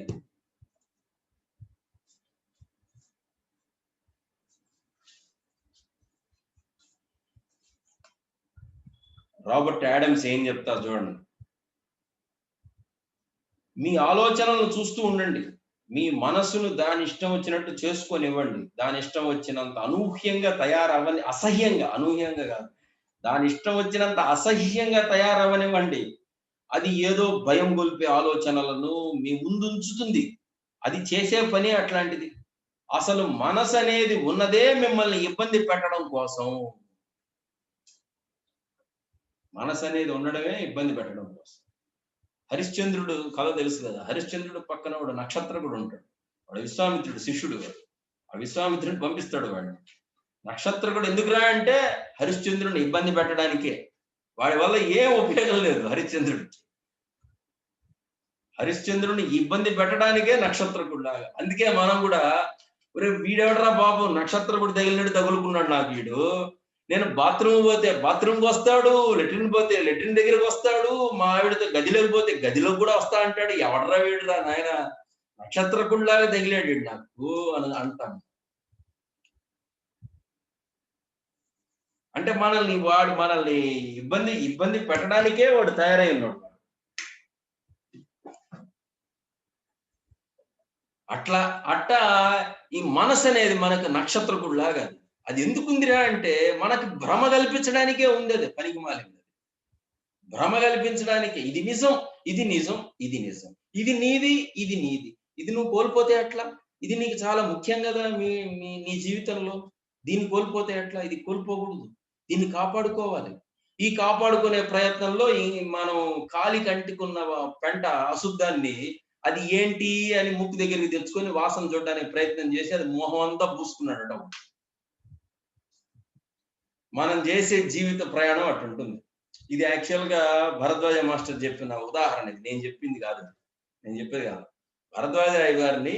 భరద్వాజ మాస్టర్ గారిని మానవ జీవితం ఎందుకు ఇంత కష్టాలుగా ఉన్నాయి అని అడిగితే, ఇంతేంటండి సంసారం అంటే నిజంగా ఇంత కష్టమా అని అంటే మాస్టర్ గారు చెప్తారు, సార్ సంసారంలో కష్టం లేదురా నాయన, మనం ఏం చేస్తామంటే రోడ్లో నడిచి వెళ్ళేటప్పుడు కాలికి అశుద్ధం అవుతుంది, పెంట ఏదో ఒక మల పదార్థం అవుతుంది, అయింది కదా అని పోయి దాన్ని మనం కడుక్కుంటే పోతుంది అంతటితో దరిద్రం, కానీ మనం కడుక్కోము. దాన్ని ఏం చేస్తామంటే ఇది ఏంటి, నాకు అంటుకుంది ఏంటి అని దాన్ని పరీక్షించే క్రమంలో దాన్ని ముక్కు దాకా పెట్టుకొని వాసన చూసి దాన్ని ఆ చూసే క్రమంలో దాన్ని ఇల్లు ఒళ్ళు మొహం అంతా పూసుకుంటానరా మనం. సంసారం కూడా అంతే, దాన్ని ఎంతవరకు చెయ్యాలో అంతవరకు చేసి కడుక్కుంటే పోతుందిరా అది, కానీ దాన్ని కడుక్కోకుండా సంసారంలో ప్రతిదాన్ని గెలికి బాగా ఇది ఏంటి, ఇది ఇట్లా ఎందుకు వచ్చింది, వీడు ఇట్లా ఎందుకు ప్రవర్తిస్తున్నాడు, వీడు నా మాట ఎందుకు వినడు, వీడిని ఇంత బాగా పెంచాను కదా అయినా వీడు నాకెందుకు ఇంపార్టెన్స్ ఇవ్వడు, లేకపోతే ఇది ఇట్లా ఎందుకు జరిగింది అని ఇట్లా దాన్ని బాగా గెలికి దాన్ని కలియబెట్టి అది అసలు అట్లా కడుక్కుంటే పోయేదాన్ని ఒళ్ళంతా పూసుకున్నాం మనం. ఈ ఒళ్ళంతా పూసుకొని ఇప్పుడు అయ్యో నాకు పోవట్లేదండి అంట. ఎందుకు పోతుంది? అది ఒళ్ళంతా పూసుకున్న తర్వాత. అది ఎంత స్నానం చేసినా, సర్ఫేస్ కడిగినా, ఏరియల్ వేసి కడిగినా, వాషింగ్ పౌడర్ వేసి కడిగినా, షాంపూ వేసి కడిగినా దాని వాసన మనకు కొన్ని రోజులు ఉంటూనే ఉంటుంది, భరించాలి, తప్పదు. అట్లా సంసారాన్ని పూసుకున్నాం ఆ విధంగా మొత్తం. దానికే చెప్తారు ఈయన, ఆలోచనలు మనసు ఉండేదే మిమ్మల్ని భయం కల్పించడానికి. అది ఏదో భయం గొల్పే ఆలోచనలు మీ ముందు ఉంచుతుంది. అసలు మనసు అనేది ఉన్నదే మిమ్మల్ని ఇబ్బంది పెట్టడం కోసం. కానీ మీరు దానికి లొంగకపోతే, దాని చర్యల వలన ప్రభావితం కాకపోతే, అది మిమ్మల్ని ఏమీ చేయలేక అంతర్ధానం అయిపోతుంది. అంతర్ధానం అయిపోతుంది. మనసిచ్చే ఇన్‌స్ట్రక్షన్స్ ని మనం ఎప్పుడు ఫాలో కాకూడదు. అందుకే భగవాన్ చెప్తారు, నీకు మంచి ఆలోచన వచ్చినా, చెడు ఆలోచన వచ్చినా, ఆలోచనని విమర్శించకుండా, ఇది నాకింత ఛ! ఛ! ఛ! ఛ! ఛ! ఏంటండి నేను ఇంత మంచి సత్సంగంలో ఉంటే, ఇంత నీచమైన ఆలోచన వచ్చిందేంటి? అనుకోవద్దు. వేస్ట్. అది వస్తుందది. దాని బుద్ధే అట్లాంటిది. అది కుక్క బుద్ధి అది. అది వస్తుంది. దాన్ని మనం ఏం చేయలేము దాన్ని. అయితే వచ్చినప్పుడు వచ్చిన ఆలోచనను విమర్శించకుండా, ఆలోచన ఎవరికొచ్చింది? లేదా ఆలోచన ఎక్కడి నుంచి వచ్చింది? అసలు మనము విచారణే డిఫరెంట్‌గా చేయాలి మనం. డిఫరెంట్ విచారణ చేయాలి. ఇన్వెస్టిగేషన్‌లో చూడండి, లోకల్ పోలీస్ ఇన్వెస్టిగేషన్ ఒక రకంగా ఉంటుంది. మామూలు. వాడి వల్ల కాలేదు అంటే క్రైమ్ బ్రాంచ్ వాడికి ఇస్తాడు. Crime investigation. అది ఇంకొక రకంగా ఉంటుంది. అది వాడి వల్ల కూడా కాలేదు అంటే వాడు సెంట్రల్ బ్యూరోకి వాడు సిబిఐకి ఇస్తాడు ఇన్వెస్టిగేషన్. అంటే విచారణలో తేడా ఉంటుంది. అది లోకల్ వాడు ఒక రకంగా చేస్తాడు. వాడికి ఇంకొక ప్రత్యేకమైన బ్రాంచ్ వాడు ఇంకొక రకంగా చేస్తాడు. సిబిఐ వాడు ఇంకొక రకంగా చేస్తాడు. ఇది కాకుండా ఎన్ఐఏ అని ఒకటి ఉంటుంది. నేషనల్ ఇంటెలిజెన్స్ ఏజెన్సీనో, లేకపోతే ఇంటర్పోల్ అనో, లేకపోతే రీసెర్చ్ అండ్ అనాలిసిస్ వింగ్ అనో, ఇవన్నీ చాలా ఇంటర్నేషనల్ దానికి సంబంధించినటువంటి ఆర్గనైజేషన్స్ అవన్నీ కూడా. వాళ్ళ రీసెర్చ్ ఇంకొక రకంగా ఉంటుంది. వాళ్ళ కోణం ఇంకొక రకంగా ఉంటుంది. అంటే ఒకటే క్రైమ్ గురించి, ఒకటే ఇన్సిడెంట్ గురించి ఒక్కొక్క వాళ్ళు ఒక్కొక్క రకంగా ఇన్వెస్టిగేషన్ చేస్తారు. భగవాన్ మార్గం ఏంటి తెలుసా? భగవాన్ మార్గం అసలు క్రైమే జరగలేదురా పిచ్చోడా అంటాడు. అసలు క్రైమే జరగలేదురా, నేరమే జరగలేదురా పిచ్చోడా, ఎందుకు ఏడుస్తున్నావురా నువ్వు అంటాడు. సాంప్రదాయము కన్వెన్షనల్ మెథడ్స్ లో ఉన్న ఇన్వెస్టిగేషన్స్ ఏంటి తెలుసా?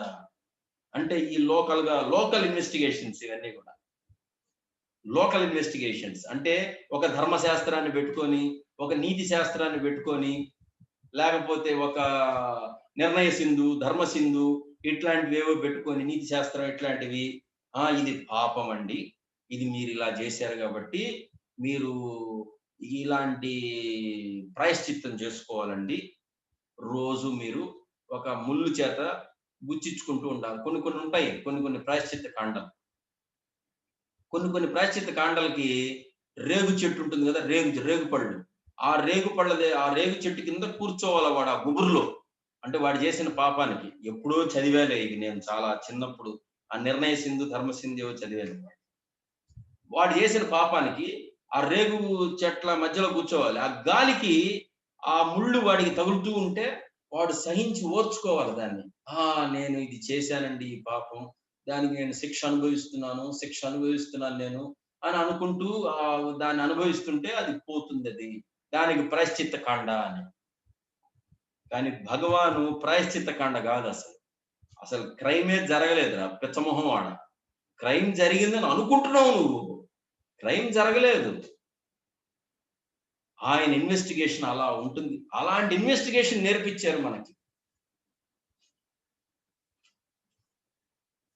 ఎంత ఉన్నతమైన ఇన్వెస్టిగేషన్ చూడండి. అసలు నువ్వు నేను అసలు ప్రాయశ్చిత్తం లేని పాపాన్ని చేశానండి అని భగవాన్ దగ్గరికి వచ్చిన ఆత్మ ఎప్పుడు నిత్య శుద్ధమే.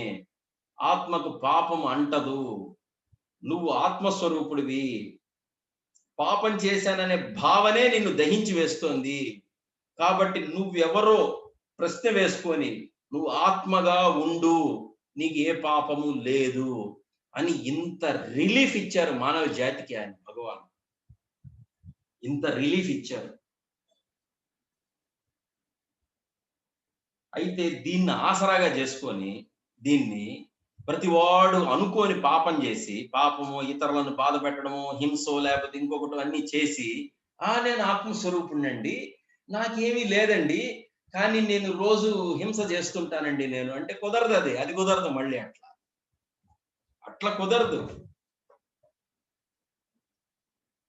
పాపం చెయ్యాలని కల్పించుకోకూడదు. నువ్వు దానికి మళ్ళీ కర్తృత్వం వస్తుంది దానికి. ఒకవేళ తెలియకుండా, నీ ప్రమేయం లేకుండా నీ జీవితంలో ఏదైనా జరిగినా దానిని పదే పదే తలుచుకోకుండా, నేను నిత్య శుద్ధుడను, నేను పరమాత్మ స్వరూపుడను, ఇది నా ప్రారంధవశాత్తు ఏదో జరిగింది, నాకు ఈ రకమైన పాపం చేయాలని కూడా లేదు, అదేంటో జరిగింది, ఇక దాని గురించి అనవసరం నేను ఆలోచించడం అని భగవాన్ చెప్పినటువంటి విచారణ మార్గానికి ఎప్పుడైతే వీడు వస్తాడో అప్పుడు వీడికి తెలుస్తుంది. వీడికి అప్పుడు పాప పుణ్యాలకు అతీతం అవుతాడు వీడు. మనము ఎంతెంత సేపు ఆత్మనిష్ఠులమై ఉంటామో అంతంత సేపు మనం పాప పుణ్యాలకు అతీతంగా ఉన్నట్టే లెక్క. కాబట్టి ఎప్పుడది గుర్తుపెట్టుకోండి. కాబట్టి మనసు చేసే చేష్టలకి, మనసు చేసేటువంటి ఆ చర్యలకి మనం కానీ ప్రభావం కాకుండా ఉంటే మనసు అంతర్ధానం అయిపోతుంది. ఈ ఆలోచనలు ఎక్కడి నుండి వస్తవి? అవి ఎక్కడి నుండియో రావటం అనేది జరగదు. అవి కల్పితమైన ఊహలే. అవన్నీ కూడా ఆలోచనలన్నీ తప్పుడు ఊహలే, కల్పితమైన ఊహలే. కల్పితమైన ఊహలన్నీ ఎడారిలోని ఎండమావిలోని నీటి వంటివే. మీ ఆలోచనలు ఉండేది కూడా అచటనే. అంటే మనం చేసేవన్నీ కల్పించుకుని చేసుకునే భావాలే తప్ప నిజంగా ఏమీ లేదు. ఎక్కడ ఏమీ లేదు. కాబట్టి మనకు భగవాన్ ఇచ్చిన ఇన్వెస్టిగేషన్ ఎట్లాంటిదంటే అసలు ఇక్కడ ఏమీ జరగటం లేదు అనే ఇన్వెస్టిగేషన్ ప్రాసెస్ మనకి ఇచ్చారు భగవాన్. అంత గొప్ప ప్రాసెస్ ఇచ్చారు. అది నిజంగా చేసుకున్న వాడికి చేసుకున్నంతమ్మ.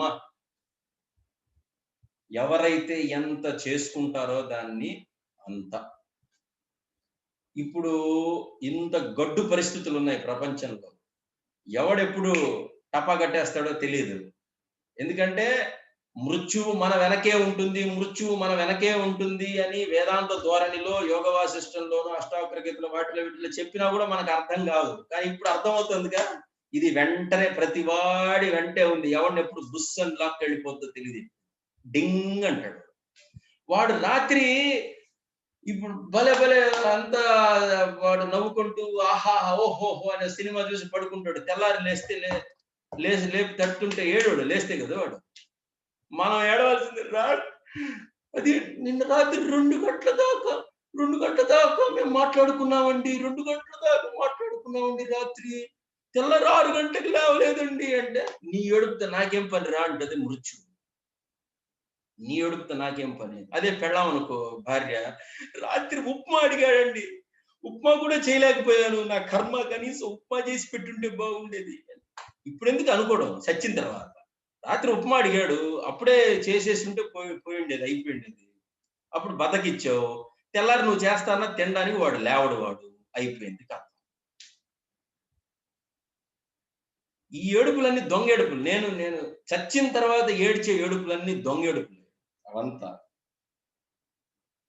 మనిషి బతికున్నప్పుడే వాడిని నువ్వు ప్రేమగా చూసుకుంటావా, లాలించిగా చూసుకుంటావా, బుజ్జగించి చూసుకుంటావా, ఏం చూసుకుంటావో అంతా ఆ జీవుడు ప్రాణంతో ఉన్నప్పుడే మీ మధ్య ఉన్న బంధాలు కానీ ఏవైనా అంతవరకే. దాంట్లోనే ఆ సాటిస్ఫాక్షన్ వచ్చేయాలి. భార్యాభర్తల మధ్య కానీ, అన్నదమ్ములు కానీ, స్నేహితులు కానీ, అక్క చెల్లెళ్ళు కానీ, లవర్స్ కానీ, ఎవరైనా సరే. లవర్స్ అయినా నేను అదే చెప్తాను నేను. ఆమె జీవితంగా ప్రేమించరా బాబు. సచ్చిన తర్వాత పోయిందనుకో, విడిపోయినారనుకో, ఏం ఏడవకండి, వేస్ట్. ఆమె ఉన్నంత కాలం ఆమె జీవితంగా ప్రేమించు. పెళ్లి చేసుకోవడానికి కుదరలేదు, ఏవో కారణాల వల్ల విడిపోయినారు, డోంట్ వరీ.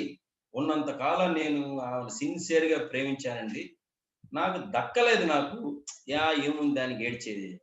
సావుతో సమానమే కదా. మనం ప్రేమించిన అమ్మాయి మనకు దక్కకపోయినప్పుడు it is nothing but it is also similar to death. ఇంకా తను ఎప్పటికీ వేరే వాడిని చేసేసుకుంది అనుకోండి, అది ఎప్పటికీ ఇంక మనకు రాదు. అది అందువలన ఏ బంధమైనా ఏదైనా కూడా ఉన్నప్పుడు తృప్తిగా ఉంటే విడిపోయిన తర్వాత అంత బాధ ఉండదు. విడిపోయిన తర్వాత ఎందుకు కలుగుతుందంటే బాధ లోటు వలన.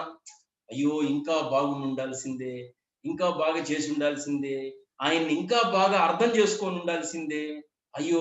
నేను ఇంకా ప్రేమగా ఉండుండాల్సిందే. ఇట్లాంటి ఆలోచనలు బాధ పెడతాయి ఎక్కువగా మనిషి చచ్చిన తర్వాత, మనిషి పోయిన తర్వాత. వాడి ముందు కూర్చొని వాడిని చూస్తూ వాడి మీద ఈగలు వాలుతూ ఉంటాయి. ఆ ఈగల్ని ఇలా ఇలా తోలుకుంటూ ఇంకా బాగా చేసుంటే బాగుండేది ఈయనకి. ఏంటో ఇట్టయిపోయాడు. ఇప్పుడు ఆ పశ్చాత్తాపడినంత మాత్రాన ఆడేమన్నా లేస్తాడా? ఎవరు లేవరుగా. అట్లా మనము ఉన్నప్పుడే మనం అవన్నీ తృప్తిగా ఉన్నప్పుడు డిపార్చర్ మనకు పెద్ద భయం గాని, బాధ గాని అనిపించదు డిపార్చర్. ఉన్నంత కాలం బాగున్నాము. యెస్. ఆ కంటెంట్ వస్తుంది. ఆ కంటెంట్‌మెంట్ ఆటోమేటిక్‌గా వస్తుంది. కనీసం అదన్నా చేయండి. ఒకవేళ జీవితం నిజం అనుకుంటే, జీవితం నిజం, సంబంధాలు నిజం, బాంధవ్యాలు నిజం అన్నప్పుడు అదన్నా గూడా మనం సంతృప్తికరంగా ఉన్నప్పుడు కనీసం జీవితం అన్నా పరిపూర్ణం అవుతుంది. లేదా అంత దమ్ము, ధైర్యం ఉందనుకోండి. ఇవంతా అబద్ధం వదిలిపారేయి. ఎట్ట పోతే అసలేముందసలు? ఎట్ట పోతే ఏముందని దానికి అంత ధైర్యం గావాలి దానికి. పట్టుకోవడానికి ధైర్యం అవసరం లేదు. విడిచిపెట్టడానికే ధైర్యం గావాలి. పట్టుకోవడం ఏముందండి? ఎవడైనా పట్టుకుంటాడు. ఎవడైనా పట్టుకుంటాడు. ఒరేయ్! నువ్వు 90 రోజులు లేకపోతే 9 నువ్వు 10 ఏళ్ళు కష్టపడరా, నీకు 10,00,00,000 గ్యారంటీ నీకు. 10,00,00,000 నీకు గ్యారంటీకొస్తుంది అంటే, అన్నం మానేసైనా రాత్రుళ్ళు కష్టపడతాం. అన్నం మానేసైనా. 10,00,00,000 గ్యారంటీరా నీకు. నువ్వు 10 ఇయర్సో లేదా 5 ఇయర్స్ కష్టపడు. ఈ రకంగా చెయ్యిరా అనంటే ఎంత కష్టమైనా పడతాం. ఎంత కష్టమైనా. 5 సంవత్సరాల్లో 10,00,00,000 సంపాదించాం మనం. అంతా సంపాదించిన తర్వాత అప్పుడు మళ్ళీ వాడే ఆ మొదట చెప్పిన సలహా వాడే, "రేయ్! వదిలేయరా, వదిలేయి" అంటే అప్పుడు మాత్రం వదలం మనం. మొదట వాడే కష్టపడరా అన్నప్పుడు కష్టపడ్డాం. ఎందుకని? గెయినింగ్. అంటే ఏదో పొందడానికి ఎంతైనా కష్టపడతాం తప్ప, వదిలేయడానికి ఆ పొందిందంతా వదిలేయడానికి ధైర్యం గావాలి చాలా. చాలా ధైర్యం గావాలి. పొందిన దాన్ని వదిలేయడానికి. ఇప్పుడు అందుకే గదా! ఈ ఈ కరోనా ఎందుకొచ్చింది ఇదంతా? ఎప్పుడు మనం ఈ మృత్యువు ఎప్పుడు వెన్నంటే ఉంది ఇది. వెన్నంటే ఉంది. వెన్నంటే ఉంది. ఇప్పటిదాకా ఎన్ని శాస్త్రాలు ఎన్ని చెప్పినా గూడా ఏం మనకి ఎక్కలేదది. కానీ ఇప్పుడు ప్రాక్టికల్‌గా వచ్చేసింది ఆ పరిస్థితి ఇప్పుడు. ప్రాక్టికల్‌గా రాత్రి మాట్లాడినోడు తెల్లారి బుస్ అంటున్నాడు. వాడసలు లేవట్లేదు వాడు. అక్కడి నుంచి వచ్చింది ఇందాక అక్కడి నుంచి. మనం ఊరికే తర్వాత అనుకోవడానికి పనికొస్తాయి. రాత్రి 12 దాకా మాట్లాడుకున్నాం. 2 దాకా మాట్లాడుకున్నాం. ఇవన్నీ ఊరికే తర్వాత మాటలివి. భగవాన్ అదే చెప్తున్నాడు. నీకు మృత్యువు ఎప్పుడైతే వెంటే ఉంటుంది, ఇది ఏ క్షణమైనా నన్ను కబళించి వేస్తుంది అని ఎవడైతే ఆ రకమైన ఆలోచన కలిగి ఉంటాడో, వాడు ఈ క్షణమే ఆత్మ విచారణకు కూర్చుంటాడు. నేనెవరు అని తనను తాను తెలుసుకోవడానికి మొదలు పెడతాడు. అప్పుడు మాత్రమే మొదలు పెడతాడు వాడు. లేదంటే మొదలుపెట్టం, మనం తాత్సారం చేస్తూ ఉంటాం. అసలు అంతెందుకండి? ఇప్పుడు ఇంత జరుగుతున్నా గూడా మనం ఎక్కడ పోతామండి? మనం పోవండి అని అనుకునే ఉంటుంటాం తప్ప, మన వరకు రాదండి. మనం పోవండి అది అనుకునే ఉంటుంటాం మనం తప్ప, ఒరేయ్! ఎప్పుడు ఎవడైనా వెళ్ళిపోవడానికి అవకాశం ఉందిరా. ఈరోజు నేను సాధన ఆధ్యాత్మికంగా ఎంత ధ్యానంలో ఉన్నాను, ఎంత ఆ స్థితిలో ఉన్నాను, ఆ మౌనం అనే స్థితిలో ఉన్నాను, ఎంత సమాధి స్థితిలో ఉన్నాను అని మనం చూసుకోకపోతే మాత్రం తెలీదు. మన దగ్గర ఉన్న స్వేచ్ఛ అదొక్కటే గాబట్టి, భగవాన్ మార్గంలో ఉన్నాం కాబట్టి, ఇదంతా మనం చెప్పుకోవడం జరిగింది ఇప్పటిదాకా. నాకు తెలిసి ఈ రోజుకి ఇంతటితో ఆపుదామమ్మా. 9:45 9:45 అయింది. ఇంతటితో ఆపుదాము. ఏవైనా అడగండి. అమ్మా తొందరగా షార్ట్ గా అడగండి అమ్మా, ఎక్స్టెండ్ చేయొద్దు. ప్రతిరోజు లేట్ అయిపోతుంది అనవసరంగా. ఎందుకంటే మనం 6 to 8 అంటే గంట లేట్ అయినా 9 వరకు ఏదో చేసుకోవచ్చు. ఇది 10 తర్వాత అంటే చాలా లేట్ అయిపోయినట్లు లెక్క. ఎవరికైనా నిజంగా ఏదైనా డౌట్స్ ఏమైనా ఉంటే అడగమనండి, లేదంటే క్లోజ్ చేశాను.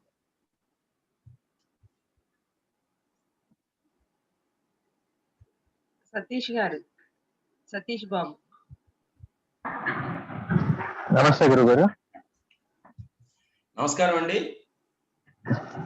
గురుగారు, మొన్న ఈవినింగ్ మీరు పవర్ పోయిందని పునర్జన్మ గురించి చెప్పేది ఆపేశారు. అది మరి ఏమన్నా స్టార్ట్ చేస్తారా? యోగా వాసిష్టం పునర్జన్మ గురించి చెప్తా అని స్టాప్ చేశారు మొన్న పవర్ ఆఫ్ అయింది. అది నిన్న కొంత చెప్పినట్టున్నాం సార్, నిన్న చెప్పాం. అది పర్వాలేదు, రేపైనా మళ్ళీ మీరు ఒకవేళ మళ్ళీ అది వినాలనుకుంటే రేపైనా మళ్ళీ చెప్పుకుందాము.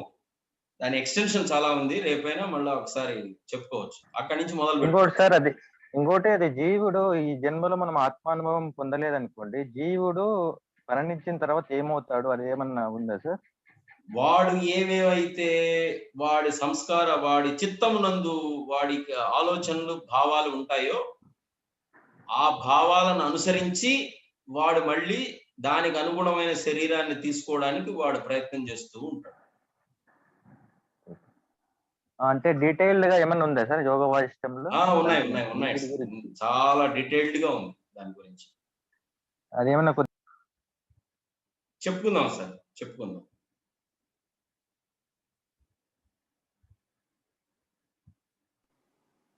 సతీష్ గారు సార్ లెఫ్ట్ అయ్యారు.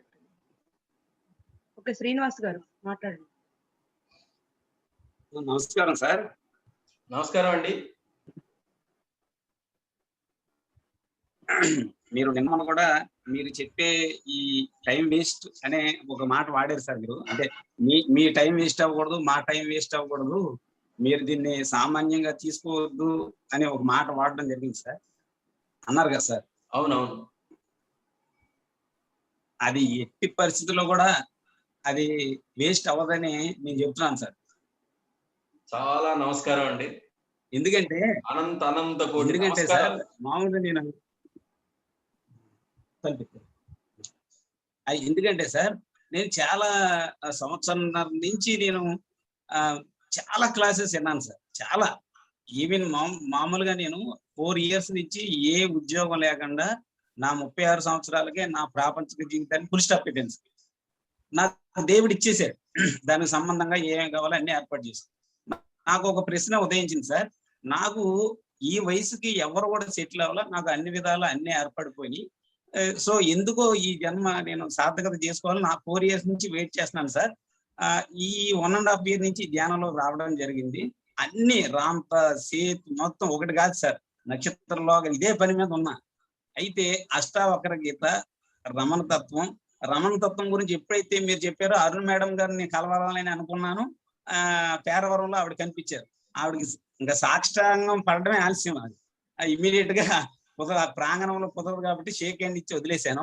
అమ్మ, మీరు సుబ్రహ్మణ్యం స్వామి గారు ఆయన మాత్రం మీరు ఈ సెషన్ లో తేవడం అనేది నా జీవితంలో అత్యద్భుత జీవిత అనుభవం అని చెప్పి ఆవిడ చెప్పడం జరిగిందండి. నేను మీకు ఆ రమణతత్వం మీద అష్టావక్ర గీతలోనూ కూడా సేమ్ అదే ఉంది సార్, సేమ్ ఉందండి. తర్వాత యోగ వాసిష్టంలో 65 పేజీ వరకు చదివాను సార్. అసలు శ్రీరాముడు ఆ ప్రాంగణంలోనే, సభా ప్రాంగణంలోనే ఉన్నాను సార్ ఈ 3-4 రోజులు. ఆయన అసలు శ్రీరాముడు ఏమేమి అడిగాడు, అసలు ఆయన అన్ని చెబుతున్నాడు, ప్రశ్నిస్తున్నాడు ఆయన. అసలు ఆ 65 పేజీలు ఫస్ట్ ఆ ప్రకరణంలో, ఆ ఫస్ట్ మొదటి సంపుటంలో 65 పేజీలు చదివితే చాలు సార్. అవునండి, మొత్తం వైరాగ్య, అదంతా కూడా వైరాగ్య ప్రకరణ. అది ఆ వైరాగ్య ప్రకరణలో అసలు రాముడు వేసుకున్న ప్రశ్నలన్నీ గాని మళ్ళీ మనం వేసుకుంటే అసలు మామూలుగా లేదు సార్. అసలు మొత్తం మనకి లోపల జరగాల్సిన క్లెన్సింగ్ ప్రాసెస్ అంతా జరిగిపోతుంది. చాలా చాలా శతకోటి ధన్యవాదాలు సార్. చాలా అద్భుతంగా ఉంది.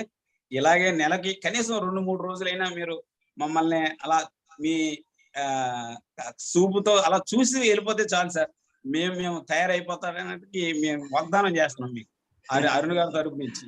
మీ అందరికి అనంత కోటి ప్రణామాలు. ఎందుకంటే అసలు ఈ మార్గం పట్ల ఇంత నిష్ట కుదరడం అనేది సామాన్యంగా కుదరదు ఎవరికి. లేదు సార్, ఇది లాభం లేని ప్రయాణం. ఇది ఆత్మత వైపు ప్రయాణం అంటే ఇక్కడ ఏవో లాభాలు ఏవో పొందడాలు ఏమి లేవు, అన్ని వదిలే మార్గం ఇది.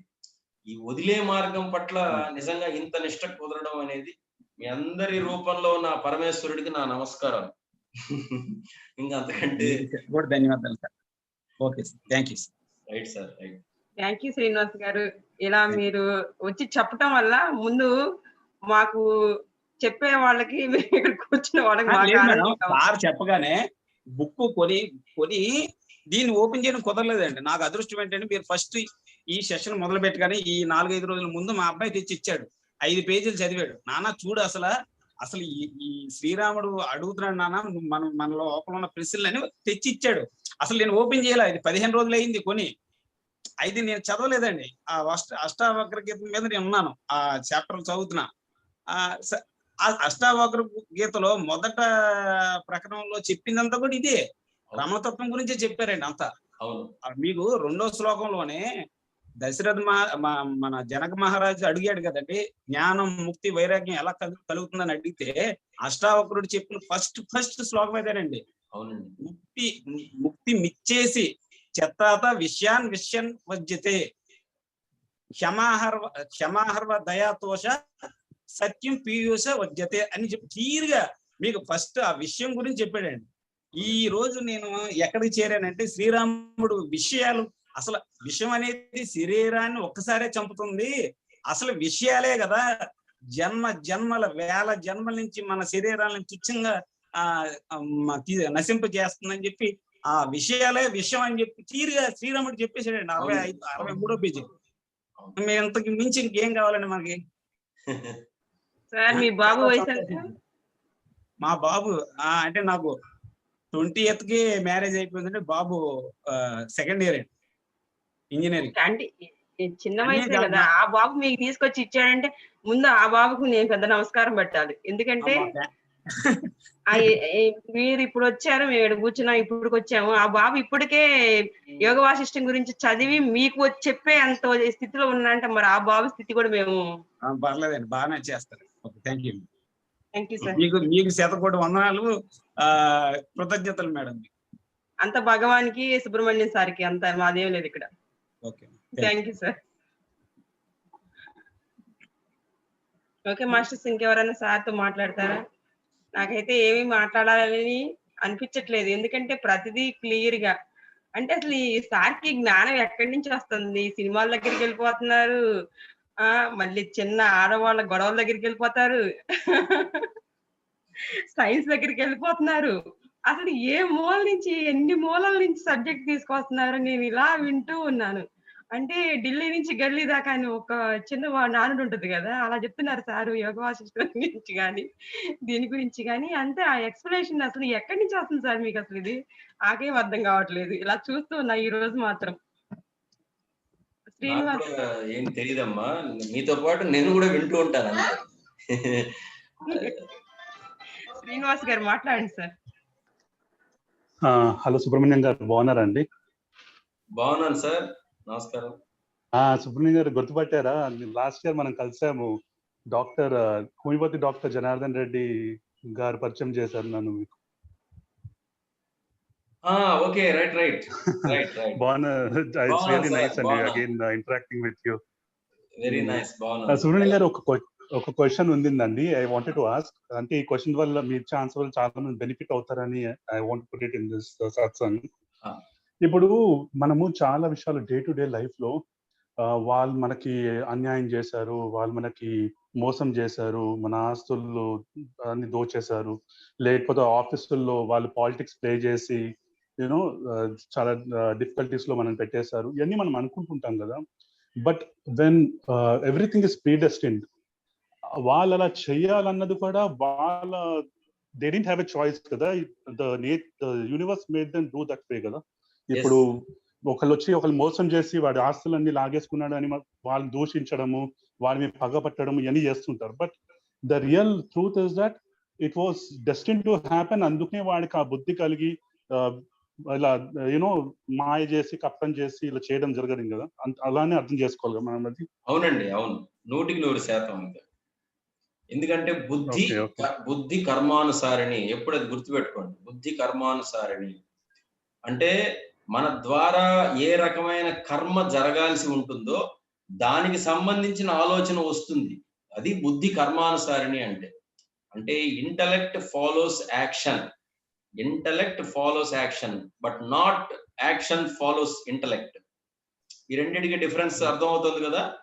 మనం ఏం చేసుకుంటున్నాము, నేను ఆలోచించి కర్మ చేస్తున్నాను అని అంటాము.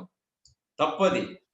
కర్మ యాక్చువల్ గా గ్యారీ వెబర్ అనేటువంటి ఆయన మనకి మౌంటైన్ పాత్ లో ఒక ఆర్టికల్ రాశారు. గ్యారీ వెబర్ అనేటువంటి, నేను అది అమరానందం అనే పుస్తకంలో కూడా దానికి కొటేషన్స్ అవి ఇచ్చున్నాను నేను. మన ద్వారా ఏ కర్మ అయితే జరగాల్సి ఉందో మన బుద్ధికి ఆ ఆలోచన రాకముందే అసలు శరీరం ఆ కర్మకు తయారైపోతుంది. శరీరంలో ఉన్న అణువులు, ఈ శరీరంలో ఉన్నటువంటి ఆ థింగ్స్ ఆ కర్మకు తయారు చేయడానికి రెడీ అయిపోతాయి. దీనికి భగవాన్ని మనం ఒక గ్లాస్ మంచినీళ్లు తాగడానికి వెళ్ళాల్సిన కర్మ ఉందనుకోండి, ఈ రూమ్ లో నుంచి ఇంకొక రూమ్ లోకి వెళ్ళాలా అనేటువంటి, మనము ఆ గ్లాసు మంచినీళ్లు తాగాల అనే కర్మ మన ద్వారా జరగాలంటే ముందు శరీరం ఆ ప్రయత్నానికి వచ్చేస్తుంది. ఏది? Without our intention, without our mind involvement. So this body will involve in to that action. After that hour intellect will analyse that now I have some thirst, నాకు కొంత దాహం ఉంది, నేను శరీరానికి నీళ్లు కావడానికి లేస్తున్నాను, అప్పుడు ఇంటలెక్ట్ పనిచేస్తుంది. సో ఈ లెక్కన మనము ఎవరిని ద్వేషించాల్సిన పని లేదు, ఏం లేదు. చెప్పండి. అసలు ద్వేషం అనే దానికి ఇక్కడ అవకాశమే లేదు. ద్వేషం అనే దానికి అవకాశమే లేదు. అందువల్ల భగవాన్ అంత క్లియర్ గా చెప్తారు, నువ్వు ద్వేషం పెట్టుకున్నా ప్రేమను పెంచుకున్నా రెండు బంధాలే. మళ్ళా వాటి కోసం మళ్ళీ నువ్వు శరీరం తీసుకొని మళ్ళీ రావాల్సి వస్తుంది. మళ్ళీ సో ఇట్స్ యూనివర్సల్ యాక్సెప్టెన్స్. ఏం జరుగుతుందో అది మనం జరగనివ్వాలి, ప్రశ్నించకుండా. You have to accept that yes it's happening because it was predestined to happen. yes, not only acceptance, unconditional acceptance. దానికి ముందు అది చేర్చుకోవాలి. అన్కండిషనల్ యాక్సెప్టెన్స్ అంటే ఇంకా మన మైండ్ లో గాని మనకి ఎలాంటి కండిషన్స్ లేకుండా ఉన్నదాన్ని ఉన్నట్టుగా యాక్సెప్ట్ చేయడం, ఉన్నదాన్ని ఉన్నట్టుగా రిసీవ్ చేసుకోవాలి. That is called unconditional acceptance. అంటే ఇంకా దానికి కారణం కూడా వెతకాల్సిన పని లేదు. సుబ్రహ్మణ్యం గారు, ఒక లాస్ట్ ఒక లాస్ట్ క్వశ్చన్ అండి. అండ్ దిస్ ఇస్ సంథింగ్, ఎప్పుడు వస్తుంది ఆలోచన, ఇప్పుడు ఈ మొత్తం ప్రపంచంలో ఈ జీవకోటి రాశులు ఉన్నాయి. I mean so much of population కదా, అలాంటిది ప్రతి జీవి ప్రీడెస్టినీ పరంగా నడవాలి, యాక్షన్ చేయాలి అంటే it's at a very huge level కదండి. అసలు వాట్ సూపర్వైజర్స్ దట్ ఎవ్రీ జీవి, it's I mean all the actions are happening as per a predestiny plan అని, what is it that is ఏది సూపర్వైజ్ చేస్తుంది? ఇంత it's not a matter of 1 or 10 people, like crores of population around. ఇన్ని జీవకోటి రాశులు, లక్షల రాశులు ఉన్నాయి. How is it? అంటే ఏంటండి, కొంచెం క్లారిటీ ఇస్తే చాలా బాగుంటుంది. మీరు ఇప్పుడు ఉదాహరణకి మీరు ఒక రోజుకి ఎన్ని ఆలోచనలు చేస్తారు? యు ఆర్ జస్ట్ ఒక 6 అడుగుల మనిషి. మీరు ఈ 6 అడుగుల్లో మీకున్న ఇంటలెక్ట్ ఏదో కొంత ఉంది. మీరు రోజుకి ఎన్ని ప్లాన్ చేస్తారు, ఎన్ని ఆలోచనలు చేస్తారు, ఎన్నిటిని మేనేజ్ చేయాలని మీరు ప్రయత్నం చేస్తారు చెప్పండి? చాలా, I mean we can't count them. అంత న్యూమరస్ థాట్స్ వస్తాయి రోజు. yes మీ 6 అడుగుల శరీరంతో చేసే ఇంటలెక్ట్ చేసేవే వి కాంట్ కౌంట్ దెమ్ అన్నారు మీరు. అట్లాంటిది it is cosmic intelligence. It is a cosmic intelligence. It is that samisti, that hiranya garbhattatvam. That cosmic consciousness. ఆ కాస్మిక్ కాన్షియస్నెస్ మరి ఎంత చెయ్యగలదు? మన 6 అడుగుల శరీరంలో ఉన్న ఈ ఇంటలెక్టే మనం like inexplicable thoughts and innumerable thoughts మనం క్రియేట్ చేసుకొని మేనేజ్ చేసుకుంటున్నాము అని మనం అనుకుంటున్నప్పుడు, మొత్తం జగత్తుకు సంబంధించిన ఇంటెలిజెన్స్ ఇది చేసుకోవడం దానికి పెద్ద పనేం కాదు. It is very just like a toys play. Thank you very much అండి. Thank you sir. Thank you so much. Thank you. Thank you sir. ఇంకెవరైనా మాట్లాడుతున్నారు? Thank you sir.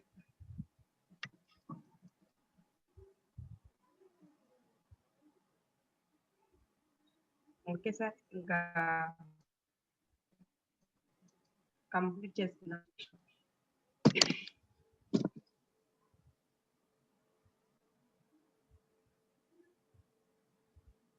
ఓకే, అందరూ సైలెంట్ గా ఉన్నారు.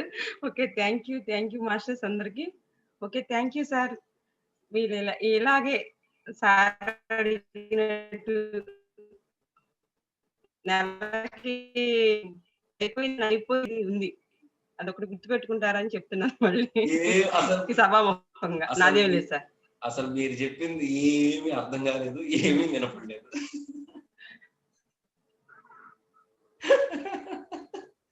అంటే అదేదో నాకు ఇబ్బంది పెట్టే పని అనమాట, అందుకే అది ఎవరికి వినపడలేదు.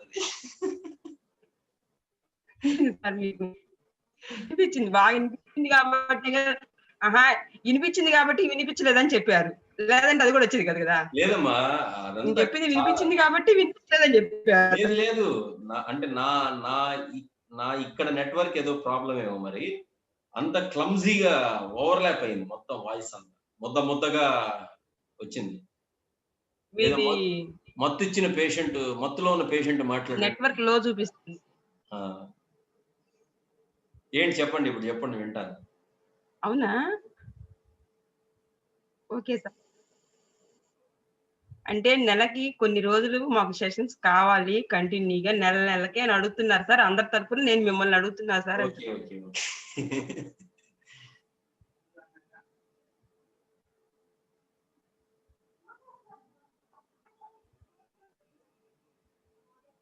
ఓకే సార్, అయితే థ్యాంక్ యూ సో మచ్. మళ్ళీ రేపు మనం 8 o'clock కలుసుకుందాము. అలాగేమ్మా. మీది సిగ్నల్ చాలా లో చూపిస్తుంది. సరేమ్మా, అందరికీ నమస్కారం. అందరికీ నమస్కారం. ఒక 2 minutes మనం మౌనంలో, థ్యాంక్ యూ సార్. ఒక్క 2 minutes మనం మౌనంలో ధ్యానం చేసి ఈ సెషన్ అనేది క్లోజ్ చేసుకుందాం మాస్టర్స్. కంప్లీట్ మౌనం, ఇంకేమి